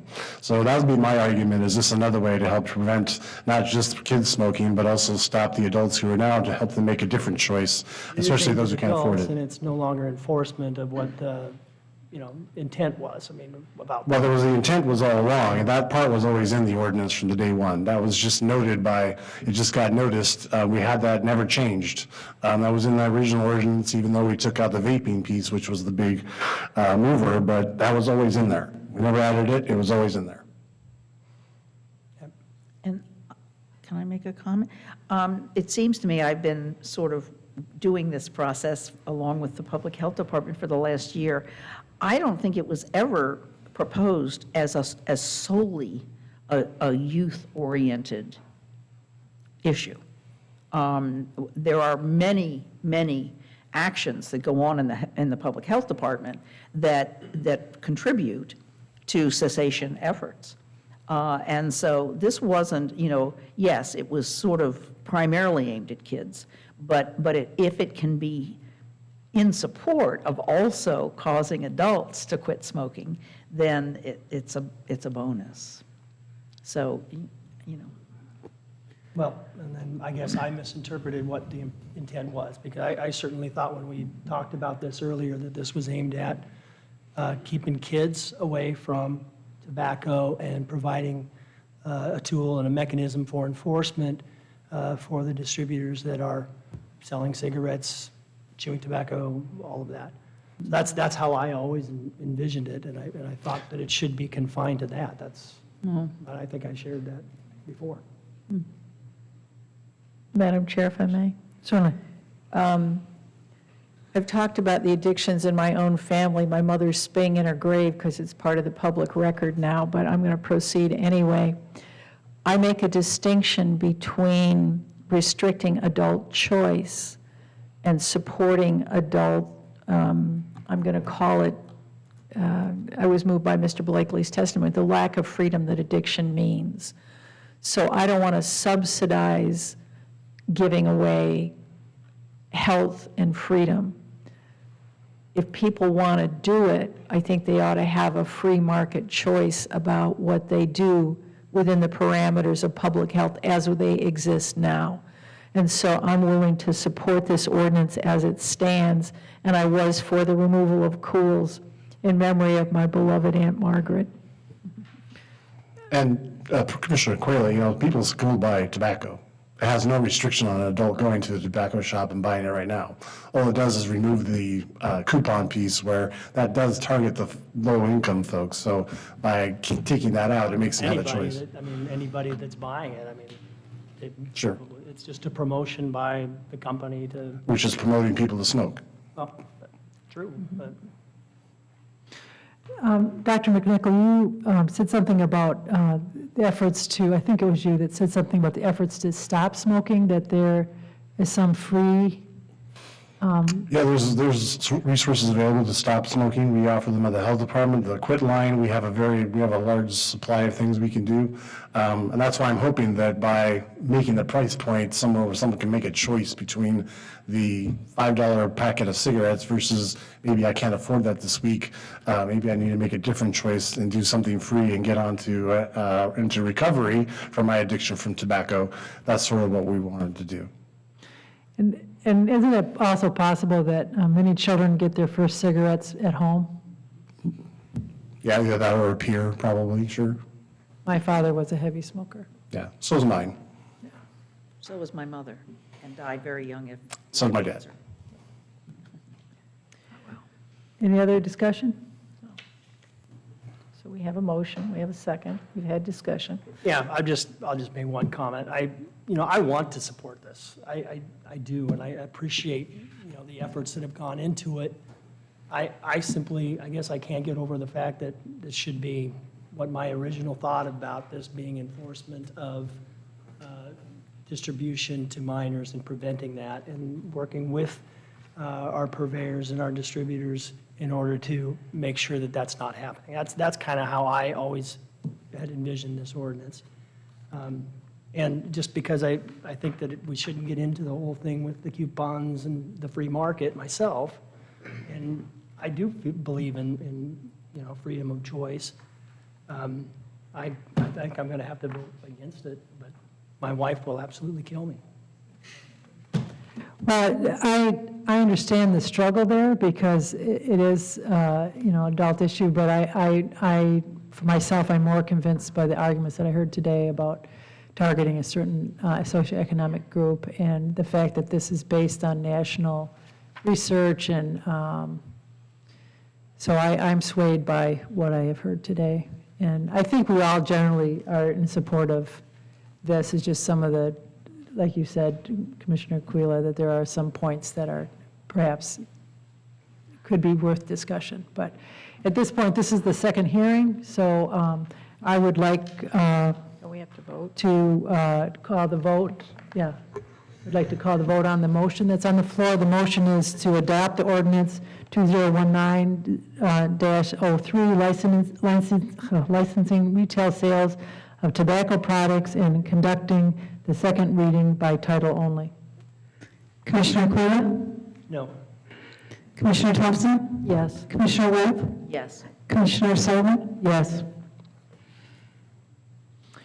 So it is now in effect, correct? All right. We need to have the second reading, please. And Oh, the yes. second reading is, this ordinance shall be known as Ordinance 2019-03, the Clatsop County Retail Sales of Tobacco Product Licensing Ordinance. Thank you very much, and I appreciate the years of effort that went into this. Thank you. Thank you. Appreciate it. So we will now move on to the third and final, I believe it's the final one, under the consent, the business agenda. Public hearing. Benish? Is that how you say that? Benish. Thank you. Benish, similar use consolidated application. This is a public hearing on a similar use authorization and conditional use application from Michael Benish. May we have a staff report, please? Please introduce yourself. Thank you. I'm Ian Sisson. I'm a planner in the Community Development Department. Good evening. Thank you for having me. I have a brief presentation of a Planning Commission decision that requires your review tonight. So on December 10th, 2019, the Planning Commission approved a consolidated application for a similar use authorization and conditional use permit. The applicant was Will Kaplinger on behalf of Michael Benish, the property owner. This application is very similar to another case you reviewed back in August. It was another consolidated similar use and conditional use approval on August 14, at which you authorized commercial freight as a similar use in the rural community commercial or RCC zone, and specifically that request allowed TP Freight to locate its operations on Highway 101 Business and Miles Crossing. So in this case, the applicant has requested commercial trucking as a use to be allowed in the same zone under the same Type 3 authorization procedure. It's also located on a property on Highway 101 Business and Miles Crossing. The applicant has stated that commercial trucking differs from commercial freight in that it's lower in intensity, meaning fewer truck trips in and out, no storage, transfer, or handling of freight on site, and would be more akin to something like a dispatch center where a small fleet of trucks is stored and maintained in between pickups and deliveries. So as you heard in August, similar use application, or a similar use authorization procedure rather, is required when an applicant wants to establish a use which is not explicitly listed as a permitted use in the zone. So the Type 3 similar use authorization procedure requires a public hearing before the Planning Commission and then an affirmation of the Planning Commission's decision by the Board of Commissioners. Alternatively, the board could choose to address the matter through an amendment to the zoning ordinance by adding the requested use to the list of uses permitted in that zone. And so, in other words, the similar use authorization does not explicitly establish the use as permitted in the zone for a future applicant. Only amending the ordinance and adding that use through a text amendment would grant that path forward for future applicants. So in this case, however, the Planning Commission recommends the Board of Commissioners affirm its decision to approve the consolidated application without amending the ordinance, and the reason being that it would allow the applicant to proceed without the time delay that would be associated with the ordinance amendment procedure. So the Planning Commission separately has directed staff to prepare an ordinance amendment adding commercial trucking as a Type 2 conditional use in the RCC zone. And if they move forward with that request and approve of that request, then it would come back to you at a later date for review. So at this time, I have a few more particulars about the application I'll go over. The staff report is on your agenda packet on page 286. Again, the applicant has requested consolidated application approval with a similar use authorization determining commercial trucking as a similar use in the RCC zone. That means similar in use and compatibility to other uses that are listed in that zone. And also a corresponding conditional use approval to allow the construction of a 3,000 square foot building to operate an existing commercial trucking company.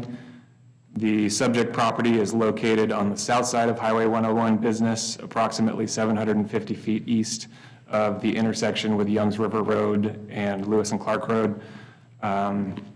Its address is 34850 Highway 101 Business.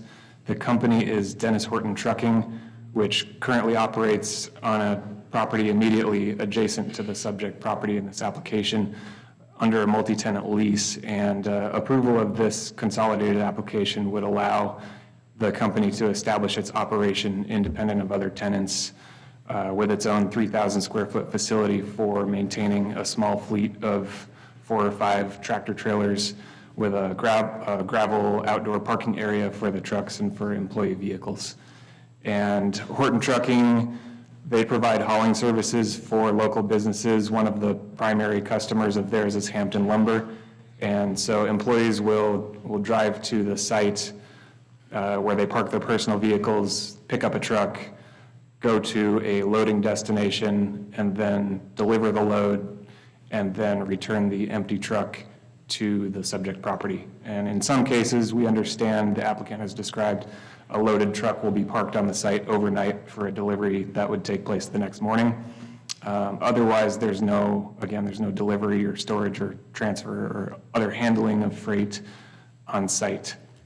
The applicant has asserted that the commercial trucking use is similar in nature and compatibility to another type 2 commercial conditional use allowed in the RCC zone, which is buildings and uses of a public works, public service, or public utility nature. That may include equipment storage, repair yards, warehouses, or related activities. And staff concurs with the applicant, finding little difference except for public versus private ownership. And the staff report, again, starting on page 286, outlines the applicable criteria for the request, finding all criteria being met or able to be met with conditions of approval as appropriate. The recommended conditions of approval can be found on page 308 of your packets, and they generally consist of the development standards and performance standards that would apply based on the zone and the general conditional use approval criteria. And again, the Planning Commission has reviewed the application in a public hearing back on December 10th of last year, and voted unanimously to approve the application, adopting staff's findings and recommended conditions of approval, and again recommended that the board affirm that decision and allow the applicant to proceed without requiring an amendment to the ordinance. So staff has recommended that the board does go ahead and affirm the Planning Commission's decision as recommended by the Planning Commission. And at this time, I'm happy to answer any questions you have. Thank you. Madam Chair, I have a question. Certainly. First of all, just for the record, I'm acquainted with Mr. Kaplinger because I'm more than acquainted. I consider him a friend. I have questionable taste, but that's okay. There is no real or actual or potential financial conflict of interest. I don't have any financial interest in this, so that's just to clear the record. But to ask a question of staff, I don't have any problem with this application nor with agreeing with what the Planning Commission has recommended. But because I drive that route to get from South County to this building, I'm quite familiar with it, and I eyeballed it as I went by today. And so that's an area where it's possible that there's going to be further development of affordable housing or available housing in this community. So I wonder if the Planning Commission wants to consider changing the ordinance now when we're looking at increased transportation usage of that particular route. And so that's me second guessing the Planning Commission before they even come to it, but this seemed like the appropriate chance to say it. Does that make sense to you, what I'm saying about the impact of an ordinance change on traffic patterns in an area that's already likely to see increased traffic use? Sure, yeah, thank you for your question. So the topic of the relationship between traffic and housing didn't come up with the Planning Commission. What did come up was the outlook for that corridor in the future, being a commercial corridor. We have mixed commercial and light industrial zoning in that area. And back before 2003, the area was zoned general commercial, which actually provided for more of these types of light industrial uses.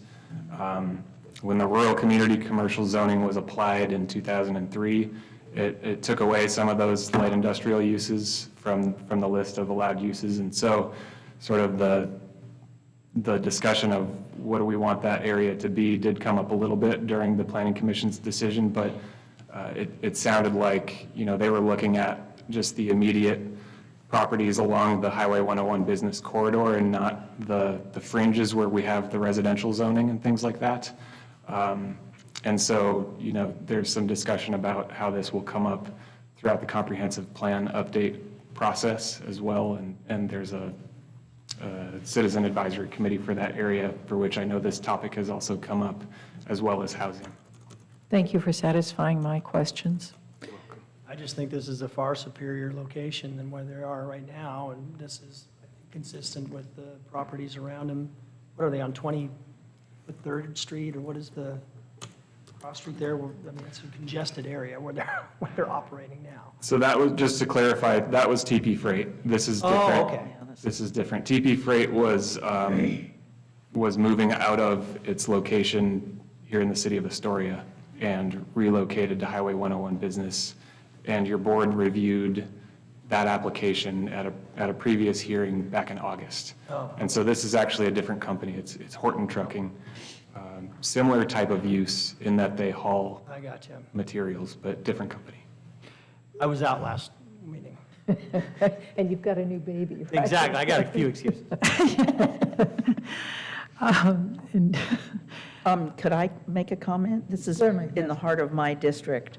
The comprehensive plan committee for this area is struggling a little bit with the future uses in this area.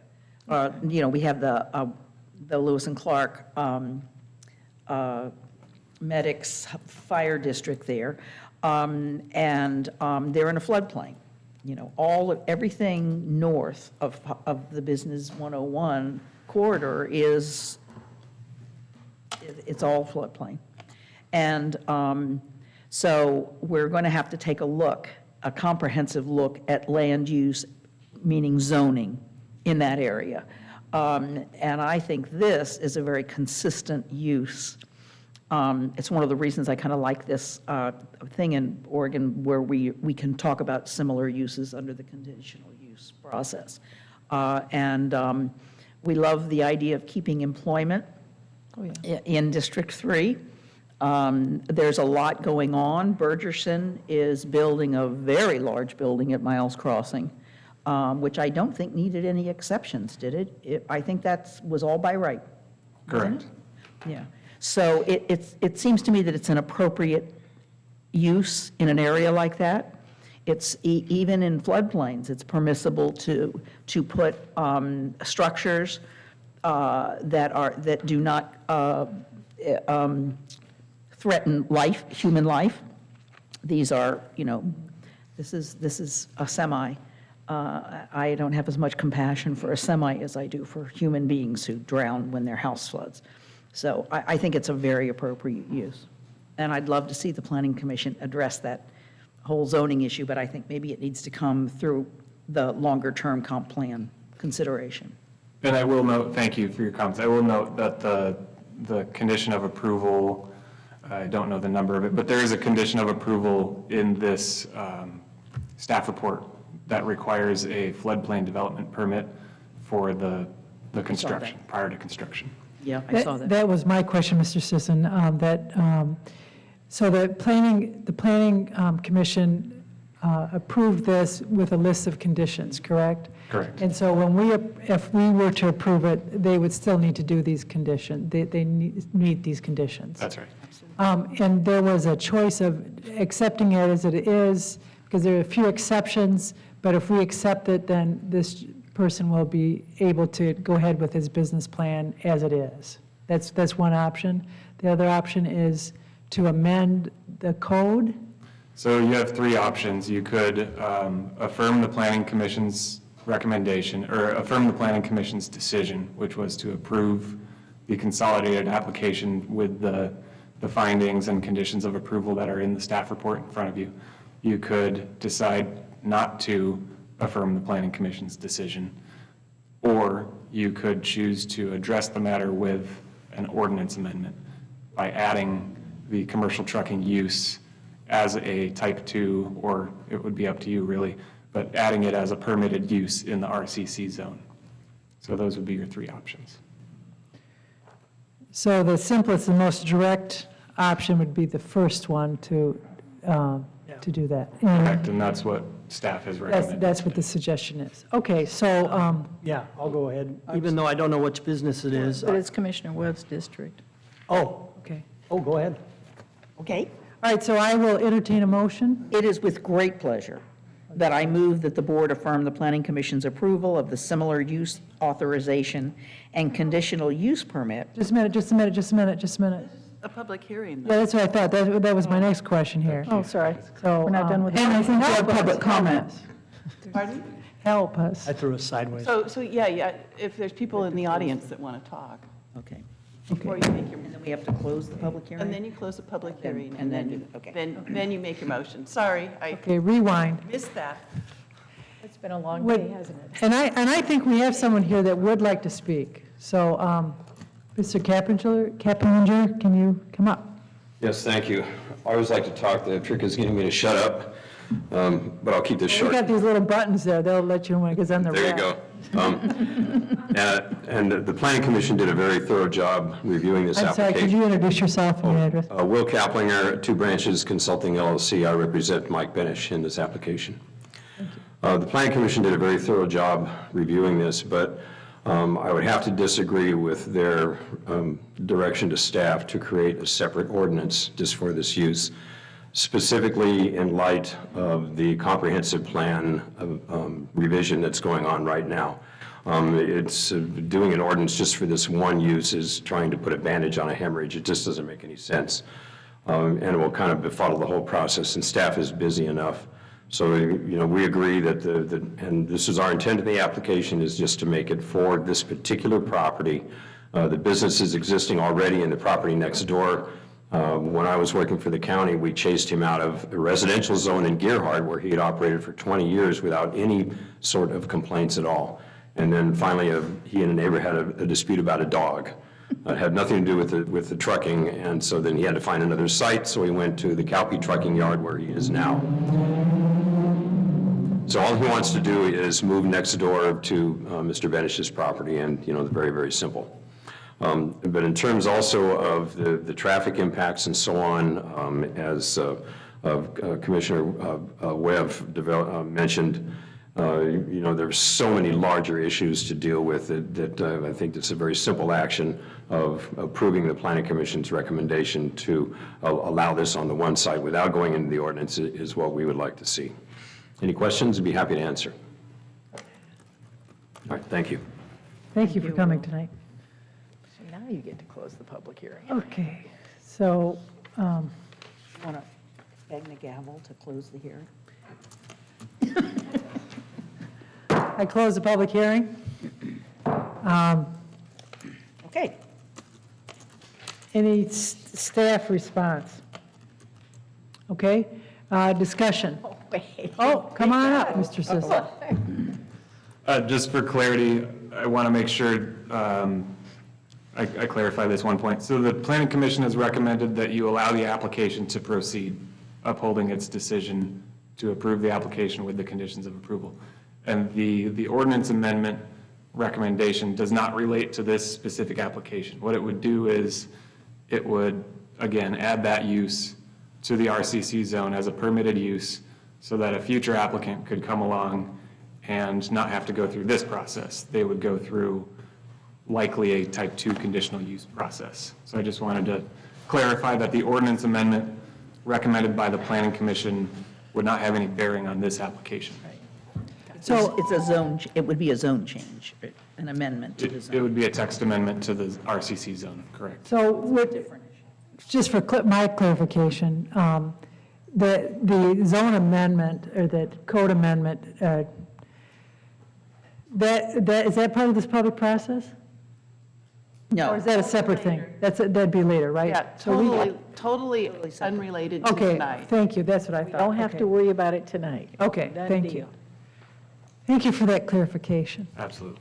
Okay, so anyone like to make a motion? Commissioner Webb. I move that the board affirm the Planning Commission's approval of the similar use authorization and conditional use permit without requiring the matter to be addressed as an ordinance, and let the approval become effective 30 days from the date Decision.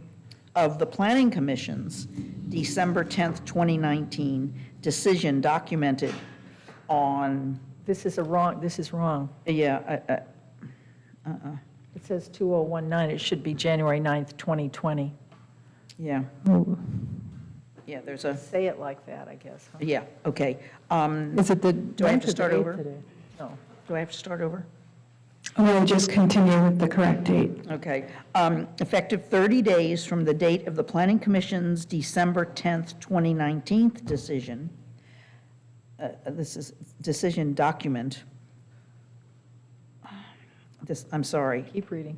Well, it doesn't make any sense to me. Okay, let's- On Thursday, January 9th, 2020, but When was the Second. when was it, I'm sorry, just a minute. When was the planning commission's decision? The Planning Commission made their decision on December 10th, 2019, so the effective date would be 30 days after that, which would be tomorrow. So that should be 2020 is the last number. Right. Right. And there's just some words that, I think it just meant Yeah, decision I would just, documented I'd on second Thursday. I it think it's as supposed to be amended. Past Yeah. tense. yeah, okay. But I think we need to have it clear about, Tomorrow. Well, but we, yeah, no, I agree. 30 days from the date of the Planning Commission's December 10th, 2019 decision. That's sufficient. Just leave it right there. Okay, Yeah. period. Which is tomorrow by reference. So Period. just put the so period. the after. correct date is the planning commission's December 10th, 2019 decision. Period. That's right. Okay, so we have a motion on the floor to affirm the planning commission's approval of a similar use authorization and conditional use permit without requiring the matter to be addressed as an ordinance, and let the decision become effective 30 days from the planning commission's December 10th, 2019's decision. Second. We have a second? Could we have any discussion? All right, should we have the call for the vote? Commissioner Thompson?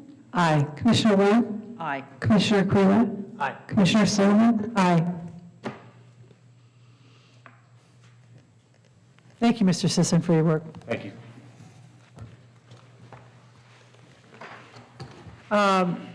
Anything for the good of the order? Okay.